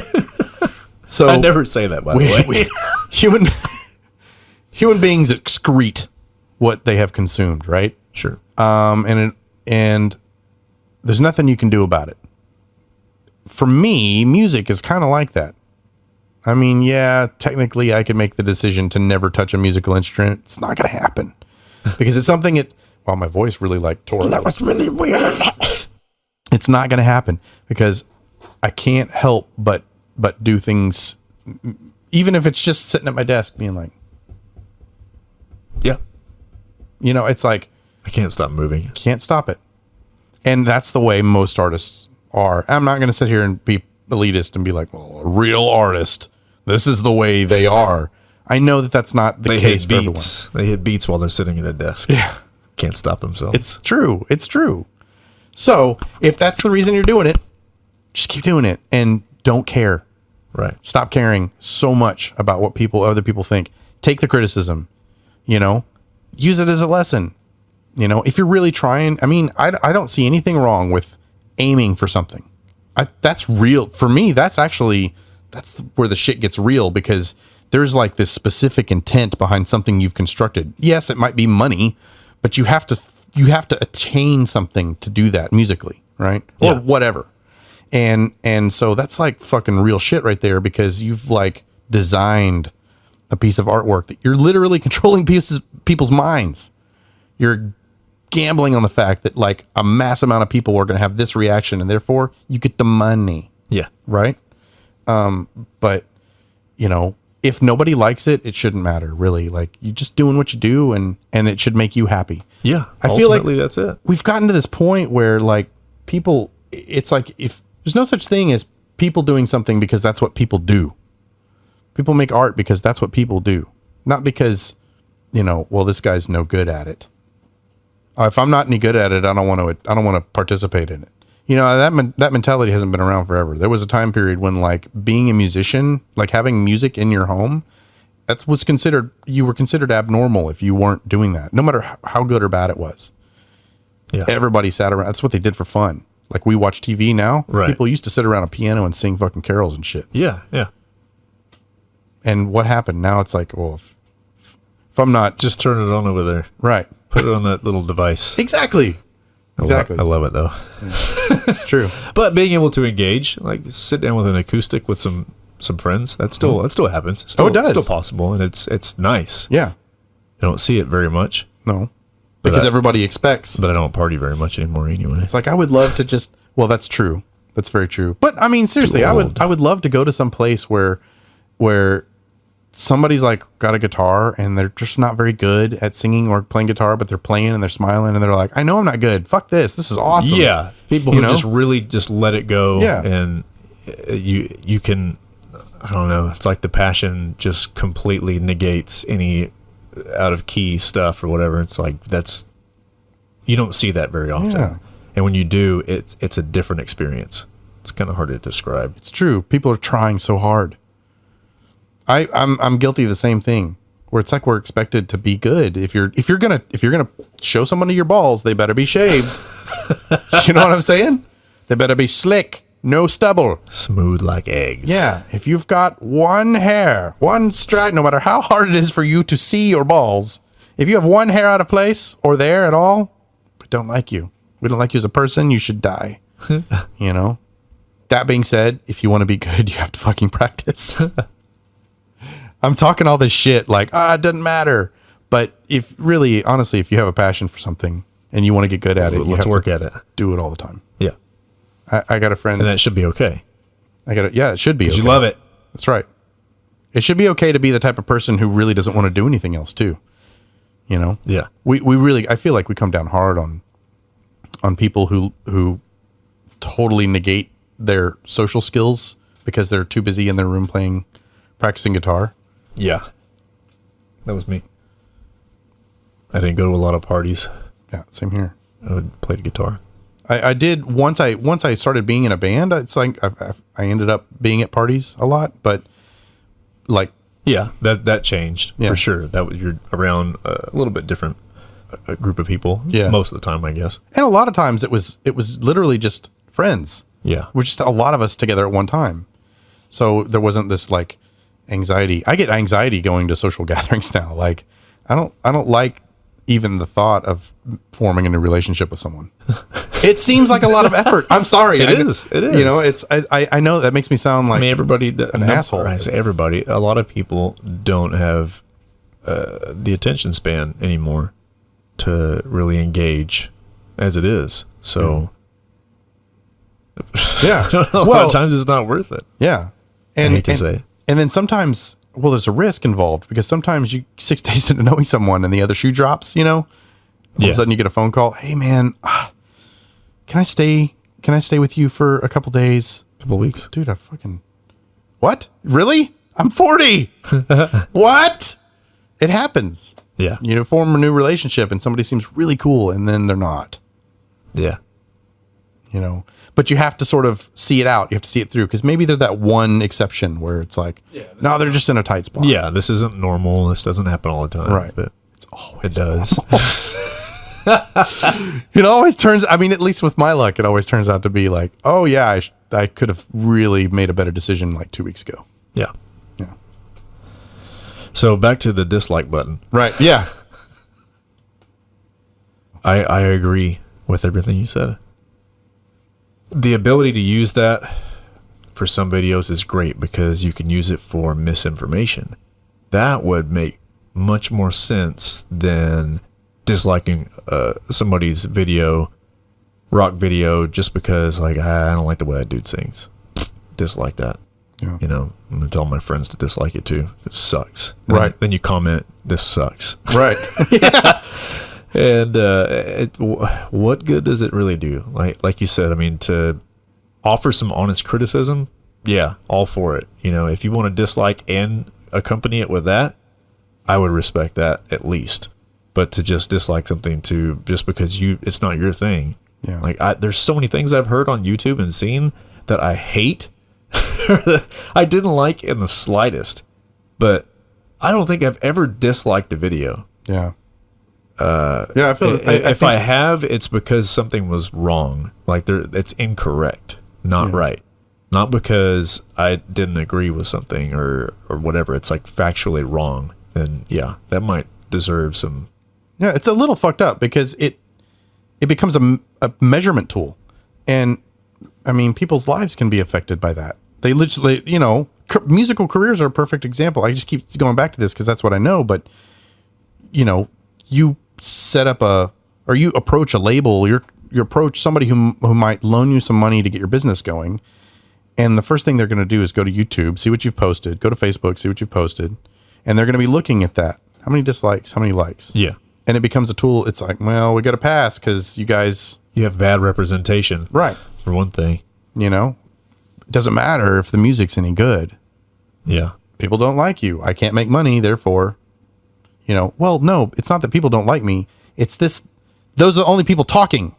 Yeah. The other people aren't hitting the like button. Yeah. That's what I was saying the other day in my other podcast about how our mentality is. People can go to a restaurant all year long and have great experiences and not do anything about it. They just keep coming back and eating. But when they have a bad experience, you were going to get on Yelp or whatever immediately and write a shit review, 1 star, just tell everybody that this place is terrible because you had to wait 5 minutes longer than you normally do or whatever. But you've been there 30 other times or maybe not any time at all. It's just a negative experience that you want to share. You want people to feel your pain. You want to be able to, I don't know, talk shit about somebody or something. I feel like there's like a little bit of the need for vengeance involved in that. People feel like they were wronged in some way, and they. So I don't know. It's like I use. This really it makes me feel bad. Actually, that's an interesting statement because I use reviews like that to like make a prejudgment on a place or a thing, and that factors into whether or not I give that certain thing money. Yeah, I'm the same way. It's not all the time that I think, wow, I wonder how many people actually liked this that didn't say anything. And I think about all the things that I've really enjoyed and I haven't shared that experience. And it's just, I don't know. You don't realize that. It becomes very dangerous, actually, if you think about it in a creative situation, because our creative choices actually, some people would make the argument that a lot of our creativity and our creative choices are, in fact, byproducts of our physiology. That like there's things that are involved that make you decide, 99% of your life is basically planned out by your hormonal makeup, right? And your environment Right. as well. No free will. Right. And there's a lot of things. Exactly. It's scary, but there's some people who make that argument. But I feel like in a lot of creative choices, there are things that can alter your perception, not just drugs. It's a good one, but things that can alter your perception about what you're viewing, experiencing, or otherwise at that time, right? Hearing, seeing, and seeing 4,000 thumbs down and 3 thumbs up. I guarantee it that there is, you can factor that in. It probably factors in fairly heavily to how you're going to perceive whatever that thing is attached to. Oh yeah, sure. I'm not saying that. I mean, probably it's a good bet if a piece of music online has 4,000 thumbs down, 3 thumbs up, probably going to listen to it and be like, well, okay, I can see why. But thinking about it in a just world, it would be much better without that. Just the experience would be much better without that. It almost might be better if that shit was hidden until you elected to see it. Like, or it's like set up maybe where you can like it or thumbs up, whatever. Mm-hmm. But if you dislike or thumbs down, you have to offer a reason why. yeah, response required. Yeah. Yeah. That's whatever. Just make people hold Bunch be of accountable. snowflakes. You got to have validation in it. Whatever, man. It's just like you said, criticism. It's you took the time and the effort to show that you dislike something. Why? Yeah. What? I mean, if it's just malicious, then maybe that wouldn't. Someone would probably just type like "you suck." That's, right. That's why. Yeah. But still, it's effort. If some people might want to avoid that step because it's one more step you have to do. You can't just dislike it, close it. You have to dislike it and type in something more than 8 words. Right. Right. So that could be a deterrent. I think that might be a good solution for that. It's true. I'll call YouTube at the tomorrow. very least. It just makes people hold themselves accountable. Oh fuck! If I'm gonna shit on this guy's parade, I'm gonna have to give a reason why. But I really just want to shit all over his parade. Well, Might make you think. I just wanted to make you feel bad about yourself. You know? Yeah. I Just mean, being honest. LOL. right. Not sorry. Yeah. Yeah. But I mean, yeah, that's how I feel about it. I think. I agree with that. I mean, I think that would be, man, honestly, that's a great idea because you could apply that in so many different aspects of life, not just like YouTube, but like anything, even like the real life shit outside the internet. Like, we'll go back to clubs, like we're talking about clubs and shit. If you sent a CD to someone, let's say, they would be required to say like, hey, like a label does, well, we're really not taking any more at this time. Here's a couple of pointers, whatever. Sure. But just silence. Same thing with job interviews. I feel like employers, when they're going through the interview process, they should give you a fucking reason if they're not going to call you back. If they say, we'll call you and let you know if we need you, they should at some point call you and go, we're not going to need you. We'll send you a text if we don't. Right. Something, but just fucking silence. I mean, I've had employers before where like I'll get the job 5 months after I interviewed and not hear from these people for 3 months at a time. And it's like, I've got a job by now, right? Right. What the fuck? But you have to like make that decision. You never know how much they're going to offer you, whatever. And I know it's just money, but it's still fucking inconsiderate. Yeah. Be accountable. Yep. If you say, we'll let you know, let me know. Well, we just didn't want to hurt your feelings. Stupid. If my feelings get hurt, You're stupid. I mean, at least there's closure, Yeah. There's accountability. Yeah. Well, people, it's an open door for somebody, and they're leaving it open because they think something might walk through. Mm-hmm. Shit, man, close the door. Yeah. I mean, I know that doesn't. It's weird. It's weird that would relate to the thumbs down thing, but I feel like they're analogous, sort of. Sure. It's like, well, thumbs down. Well, why? I worked really hard on this. Yeah. You know? What part? Right. What part did you not like? Yeah. Or it wasn't even. It's not that I didn't like it. I just. Yeah. It's too loud. Yeah. Some other reason. Everything's distorted. Well, I don't really know what I'm doing. Yeah. Got any hints? Well, I said on here that it might sound weird because I recorded it with potato. Yeah.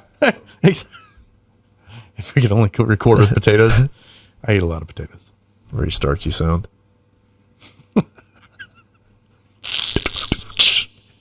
Let's see. I'm gonna see if I can spark up another. Whatchamacallit subject here. All right. You thought I was gonna say joint. Well, now that you said that, no. Let's spark up the conversation. It's funny. My mind goes down a rabbit hole. I start thinking more about this thumbs down thing, and my mind starts. Man, if you really had to say something, of all the things, if people were just forced to talk to each other. Yeah. Yeah, that's what I was going to say. That's the whole. I think that's part of the infatuation with podcasting is observing more people's conversations about sometimes hard subjects. People don't talk anymore. It's all through text, and It's an event. Look at this. Yeah, we're just having a conversation, and it's like this fucking production. We have to have a produced conversation. Let's schedule this conversation. Yeah, or at the very least, it's become so rare that it's now considered a spectacle. Yeah, Sure. Those people are talking to each other. Weird. Why are they doing that? You watch. Eventually, it's going to be like you have to have like a license. A license to talk. Yeah. To talk to another person. Yeah. Where's your conversation license? Right. It's expired. Off with its head! Oh. So we mentioned reincarnation, but we haven't talked about it Oh, that's true. whatsoever. Yeah. What are your thoughts So- on reincarnation? Well, one thing that I thought of, my nose is starting to close. It's starting to close while I have a breathe right. You should have had a camera at that point. That was amazing. Someone has taken that picture before. Really? I'll share it with you. Oh no, I saw it. It wasn't that long ago, actually. Yeah. I know what you're talking about. That is amazing that looks like it hurts. Does that not hurt? It feels really good. Just pulling down and out your nostrils, gaping holes in my nasal cavities, Now I feel like I've got boogers. yeah, like it peeled off the sides and Okay, nasty. So my thought process, or yes. about reincarnation here. So, quick example, believing in reincarnation. That's a question, but whether the answer is yes or no, picture this scenario, I guess. What if you kill a fly one day, and that fly is reincarnated into a bear, and that bear just so happens to be in the park that you visit 30 years later and eats your head, and you're dead? Would that even be a possibility there? Would humans interchange with animals, or does that require some sort of consciousness, or would that be a thing, or would it just be strictly through species? I think Species. well, okay, so this is just my opinion, just my personal philosophy. And it's purely a theory. You know what we should do?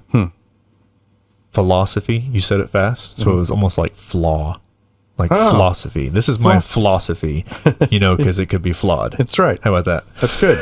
I like it. That's $1 million fucking idea. Okay, so I don't know if I buy into the idea of an afterlife, because it's hard to get my head around. I don't know if I buy into the idea of like a god, or like there being some sort of rules or whatever. I mean, rules anyway that were consciously designed. Don't know if I buy into that. I'm not saying it didn't happen. I just don't know. Right. I am uninformed. Can't prove it. Right. However, I read an interesting article recently where it talked about Einstein, and this is going to be really cliche, but Einstein and Schrodinger having a conversation, I think by mail. Yeah. That's that time period. Talking about quantum theory, and they're specifically talking about entanglement, I think. I might be recollecting this wrong, but they were both, I think, sort of concerned about the implications of quantum entanglement, because quantum entanglement is where two completely separate particles can share the same information, and at its base level, everything that we know exists is simply information. It's, at its basic building blocks, it's just kind of this fuzzy mess of probability. Okay.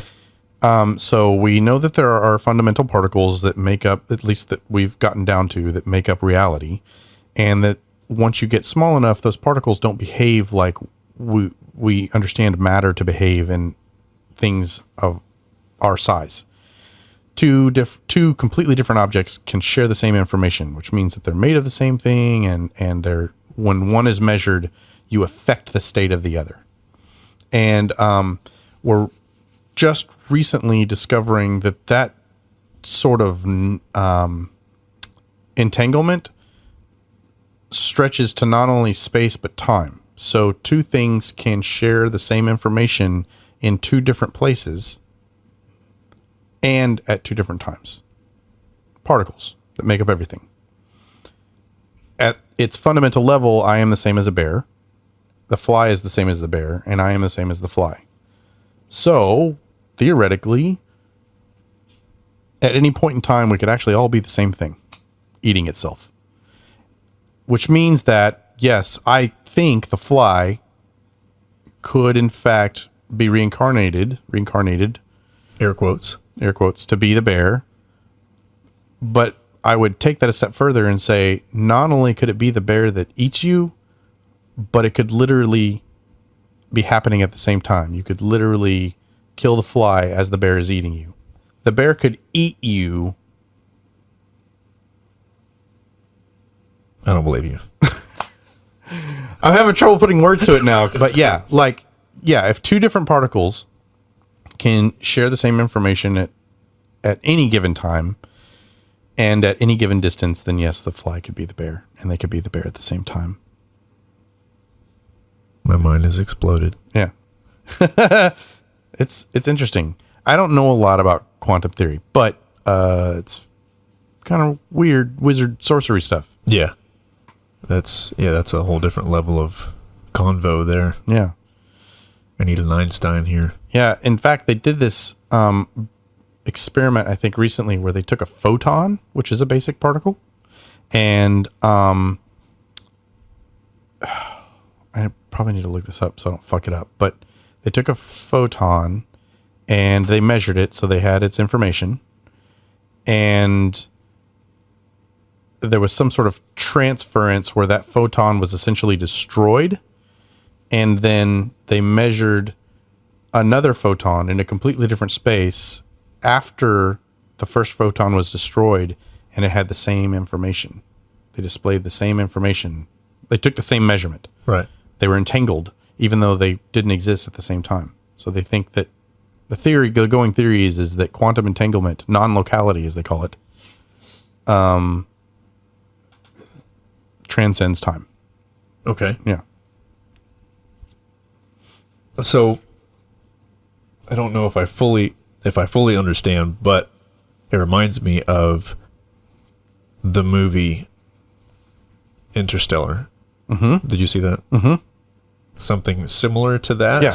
A paradox, people have always operated under this assumption. I mean, I don't know if this is an invention of Hollywood or if it's just the way people thought about it early on, and that's been perpetrated through our media and stuff. But generally speaking, everybody keeps assuming that paradoxes are bad, that there's these, once you enter into a paradox, you could destroy the universe, or you'll be stuck in this fucking loop or whatever. Right. But I think when you start really brainstorming about quantum theory and all it implies, you realize that paradoxes are in fact not only possible, but they could be a large percentage of what makes up the universe. and why we shouldn't necessarily be so afraid as to invent, dare I say it, conscious beings that designed everything. You know, it could, I think, be very inspirational if you look at it from a certain perspective. Yeah. If you are the same as the fly is the same as the bear, and you are the same as the bear, then it doesn't, I mean, that's kind of cool because it really doesn't matter that you killed the fly or that the bear killed you. You're like actually fucking spinning in this like beautiful sort of dance of existence. What you should fear is when the bear doesn't eat you anymore. When the Dance of eternity. Right. You know, if you stop killing the fly and the bear stops killing you, does that mean you don't exist now? Would you rather be not exist? Forever stuck in this position? Yeah. But then again, it might destroy the universe, so I don't know. Yeah. Maybe paradoxes really are bad. I don't know. Great Scott! Yeah. Money! Yeah, that's some crazy stuff, man. Yeah. It's a window into a completely different dimension. Yeah. That stuff blows my mind. Do you know Eric Weinstein? I don't. You should check him out. I will. That's another, he's been on Joe Rogan's a few times, and that is an interesting person. Yeah. Very intellectual. He's got a lot of knowledge. But the most recent one, he's starting his own podcast. And he's talking about like leaving the planet.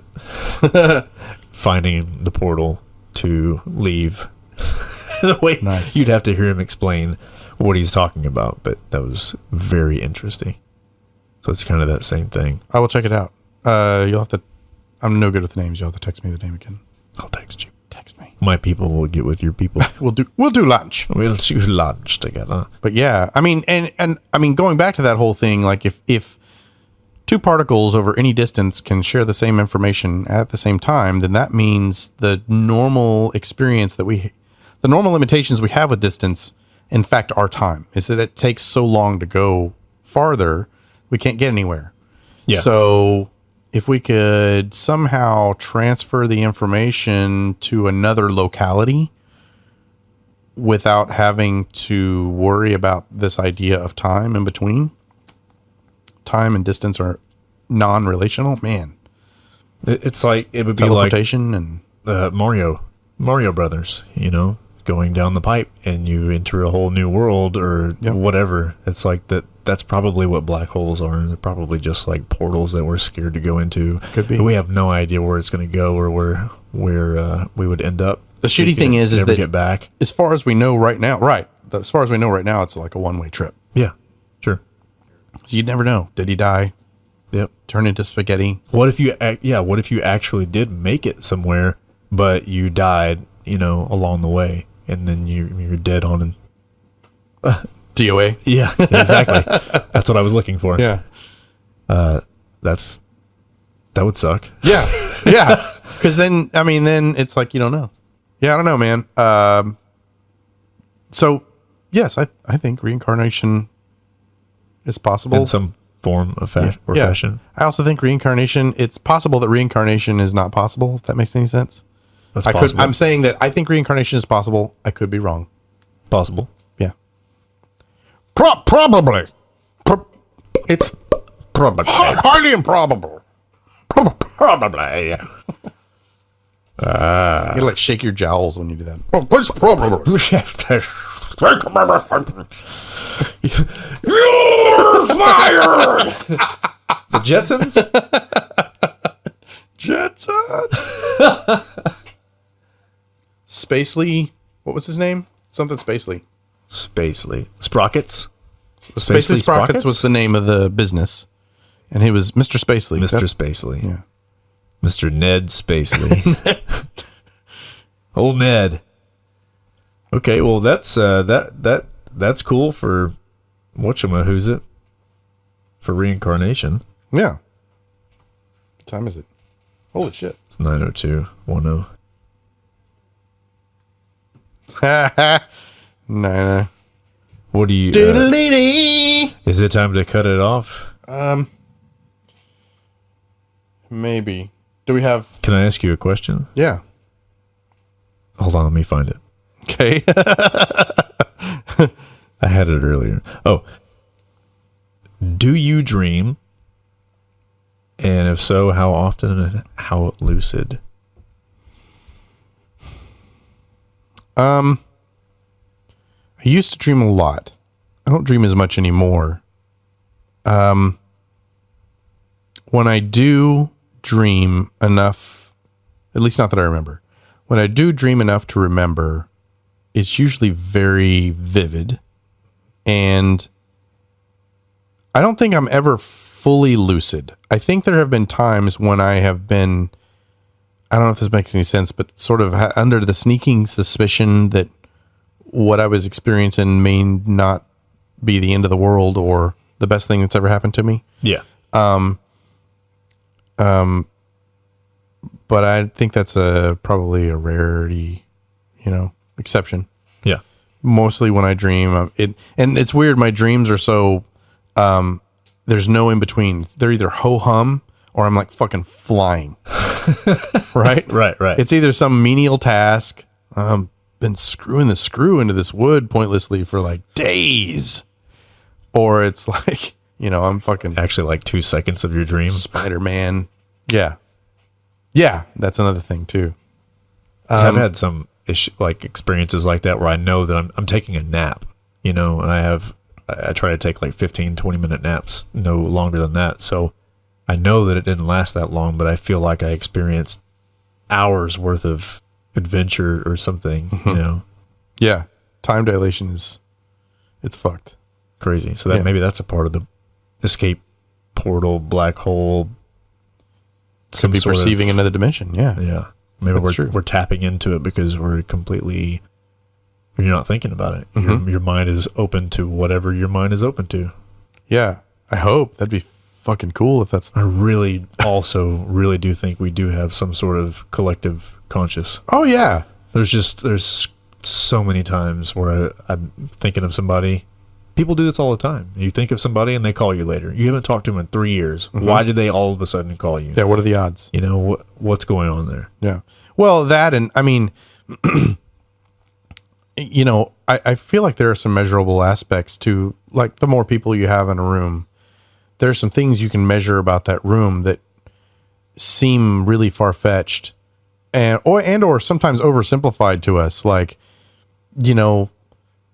like where people's attention are. It's easy to where people's attention is.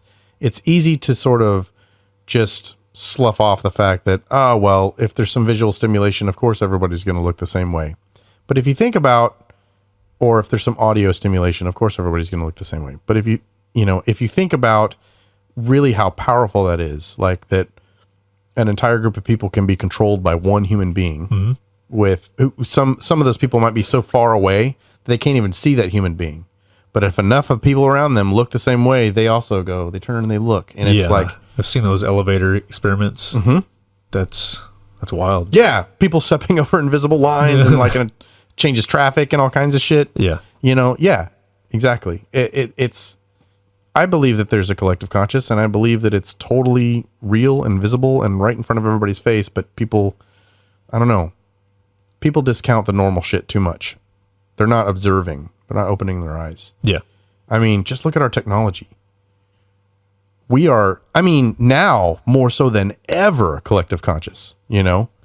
and I know what you're saying. Like, yes, I believe that there's something beyond what we can describe with like the 5 or 6 senses we have going on. I do believe that there's some neural connection there. And I think it manifests itself through our technology and our creations. And, this is going to get kind of maybe arbitrary, but have you ever looked at a picture of the known universe now, like the mapped universe? Not recently. So we have a pretty big relative map of our known universe right now. It's like, I think it's 14,000 light years or something out. And you look at it and you hold it up next to a picture Of nerves or something, yes, right? I think I've seen that illustration. you have a neural pathway, and it's exactly the fucking same. Yeah. Exactly the same. Now, this is me getting a little hokey. I don't necessarily think that that's a coincidence. There used to be this show called Through the Wormhole, narrated by Morgan Freeman, and it was sort of this like pop culture. It was pre, I don't want to say pre Neil deGrasse Tyson because he was around, but it's pre his like fame. Sure. And but it was like all that kind of stuff that he always talks about and is made very famous and so on and so forth. And every episode was different. And they had this one episode, I think it was the one about the God experience, where they would put magnets up to people's heads and people would swear that there's other people in the room and shit. And I think on this episode he talked about how like it's a possibility that we're all experiencing a simulation created by our future selves being projected from within. That there's like evidence in reality, going back to quantum physics, like how particles behave. They behave a lot like pixels in a video game. And, you know, they switch on and off and stuff. Mm-hmm. And that there's this like theory. I don't know if it's a going theory, but, you know, for deep thinkers of way more intelligence than I am, that I have, there's this like theory that we are in fact experiencing a video game. It's like a simulation. Right. But it's our future selves that's made it. And we're not really them. We're like just people in the simulation. We're experiencing the simulation. I've never heard that it would be theorized to be the future us. I've just heard the, simulation theory. Yeah. And I think the reason people say that is because you have to, at this point, discount another intelligent design behind that. Like if you don't believe that there's like a God, and you don't believe that there's magic, and you don't believe that there's aliens, and I'm not saying there aren't any of those things. It's just we don't have real evidence yet of those things. Mm-hmm. Then if it's a simulation, it's made with technology that's well beyond what we have right now, right? The only people who could be responsible for that technology is us right now. Until we discover evidence of other things, right? It would have to be us. So it would have to follow then that it was our future selves, because of the way that technology develops and stuff. Yeah. If the only other explanation could be it's some sort of like, conspiracy. We're all being controlled by some machine that was or has been built by people, right? But then that would still have to be, it'd be like the Matrix then at that point. It would still have to be our future selves. Yeah, there would be another existence somewhere else. Mm-hmm. That's intense. Yeah. That's some intense stuff. Yeah, man. I like that a lot. Future. Yeah. So I feel like the technology of, as far as the connections that we were talking about, I feel like maybe that could be part of the evolution process where we don't realize that we have the collective conscious, so we create it digitally, and we're connected that way because we don't realize that we can access that however we access it, whether it's psychedelics or training your brain to open up that receptor or whatever. Yeah. That could be something too. Yeah, absolutely. Yeah, like it's totally possible. I mean, humans have been around. We haven't been around for that long, but we've been around for long enough that we've changed a lot in that time. Mm-hmm. And who's to say what has been done in the past and has decayed and that we just no evidence of? We discount everything we can't really see. That's what why I was saying the future selves thing. But it's like, there are so many things about the past. We uncover so many archaeological things that we don't understand. It's possible that in a past version of ourselves, we were more biologically advanced than we were technologically advanced. Mm-hmm. Yeah. That we did some things. I mean, look at animals. There's a lot of animals that do weird shit that we're like, we still don't really get. We don't understand. We try to understand it on a hormonal and a cellular level and stuff, but a lot of behaviors like monkeys murdering each other and stuff like. Right. And we try to relate it to ourselves. There's no, you can relate it to another animal too, I guess, but. Right. just trying to justify it. And you consider it weird, but maybe we're the weird ones. Exactly. We're weird because we don't kill. Right. Kill Murder's not a but we everyday do. part of our lives, Well, Yeah. and it totally is. And it's like, it's totally possible that you go back far enough, if you really could get in a time machine and head back into the past, maybe we did share some sort of manifestation of a connection, that was sort of invisible. Right. And possibly that's why we're so successful as a species too. We were able to capitalize on that. But because we're so successful as a species, there's a lot of things we're losing that we've had previously. Teeth are a good example. I learned this in an archaeology class. It is kind of known now that human beings' teeth used to be very poked out, like they were very forward, and it was because that's how we were eating, and the things we were consuming were dictating that evolutionary trait. And over time, as we've started to cook food, our teeth have started doing this. And eventually, if we continue on the path, and for those curling in, curling in, like turning inward and becoming smaller. And if we continue down that path, we can't really assume that path is linear, but if we continue down that path in a linear fashion, they'll just go away eventually. We won't need them, or we'll need very few of them, or we'll be like omnivores and we'll only need our molars because everything else is processed, and we have this like technology, that allows us to eat food. or we turn into cyborgs and we don't need consumption. Exactly. We feed off the sun or whatever. Right. Which might not be a bad I thing. need a solar sandwich immediately. Exactly. Oh, fuck, it's raining today. I'm going to starve. Whatever. I mean, that's what Homeboy was saying on that podcast. Like, it's very possible that we might be forced to make a decision for our own survival at some point. If our technology evolves so quickly that we unleash things we don't understand. I mean, if faced with like either being obsolete and obliterated or making yourself useful to the new supreme overlords, Right, becoming the slave. right, or whatever that may mean. I mean, yeah, existence versus non-existence. What are people going to choose? Yep. I mean, What if you tried to kill yourself and we have the technology to revive you, and now you have to live forever? right? You can't kill yourself, and you're God. just. Oh, dude, That sounds terrible. Jesus, it's like, I mean, nothing. There's no safe haven anywhere. Like No. at that point, it's like you can't even. Death will not even save you from whatever misery you might be experiencing. Yeah, you have the chip in your head that you can live forever.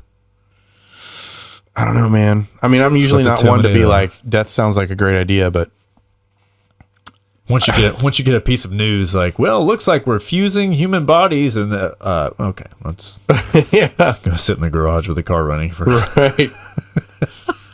Oh my God, yeah.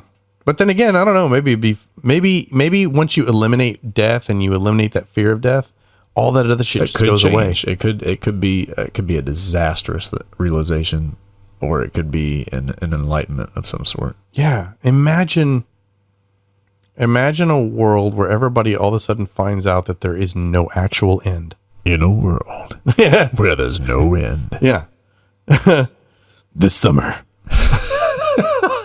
you thought you were safe. You were wrong. Yeah. I mean, people murder and rape and pillage and visit suffering upon each other. And you got to wonder how much of that is a manifestation of some kind of fear. Mm-hmm. And you take that away and you literally take away. Death is like the ultimate kind of power that other human beings hold over their fellow human beings. Yeah. Imagine taking that away. There's no more mutually assured destruction. War might still be waged, but it's not waged like that. I mean, there's a certain amount of resource, and the big fear is that, if you can't die, someone's going to torture you forever. And it's like, well, would they though? In reality, it takes resources to do that. Yeah. eventually, I mean, they would have to give up eventually. So you have it, you would already know in your mind, like, well, this is going to end. I'm suffering right now. It's going to end at some point, you know? So, because they can't keep this shit up forever. Yeah. I mean, I guess maybe they could, but I don't know. What is forever? As a species, we would quickly discover those people and probably figure something out Oh, yeah. to do with them, you know? Put them in the black hole. Well, we couldn't kill them, obviously. You throw them in the black hole, man. When you get the spaceship going, Yeah, they get their own island. launch them out there. Yeah. That's what I always say about people that the people that genuinely do want to watch the world burn. Just go live on an island somewhere with other people that think the exact same way. Y'all can fuck each other up. Yep. Do whatever you want to. But some people enjoy their life and don't need that extra. And You want know, everyone else to enjoy shit. their shit too. Yeah. Totally. I mean, why would you not do that? You don't care, right? Right. So fuck it. Go live on an island. Yeah. If your biggest problem Go is away. everyone else and someone gives you a solution to where you don't have to deal with everyone else, just there you go. Yeah. Yeah, man. Bye-bye. You know, unfortunately, I feel like a lot of those people run the show too. A lot of those kinds of people. In a way, yeah. They're running not the show, but they're big cogs in an even bigger machine. Yeah. And I'm such a small cog, and I feel so powerless sometimes to be like able to affect the world around me. You know, taking this all the way back to square one, music is the thing I think throughout my life that has made me feel at all like I can affect in some significant manner people around me and the world around me. Sure. Yeah. You know, in a positive way, I guess. Yeah. I mean, I could fucking jump off a bridge and people would be sad, but you know, I don't know. It's sometimes very sad to me that I don't get to do it as much as I used to because it provides me with a lot of self-gratification, which sounds very masturbatory, and it is, totally is. But masturbation is awesome. It's I'm going to say that. self-masturbation is Yeah. awesome. Yeah. I mean, it's ultimately it's happiness. Yeah. So happiness. So you want to be happy, and that's man, you got to do you. Yeah, man. Masturbate. Yeah. Well, it's getting a little late. Yeah, I should probably head You home. got kids to look after. Not only that, but I am starving. Yeah, I could go for some food. I'm going to have to, I think I've got pizza waiting at home, so I'm going to go do that. Pizza's always good. Yeah. It's very bad for you, but it makes you feel good. Happiness again. For a little while. Yeah. Okay, well, thanks for the chit chat, man. Yeah. Thank you, sir. I appreciate the invite. Yes, anytime, Sweet. every time. We'll do it again. All right. All right. Okay, goodbye, everyone.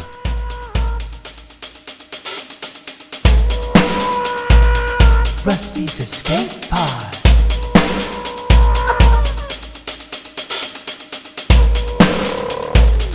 Rusty's Escape Pod.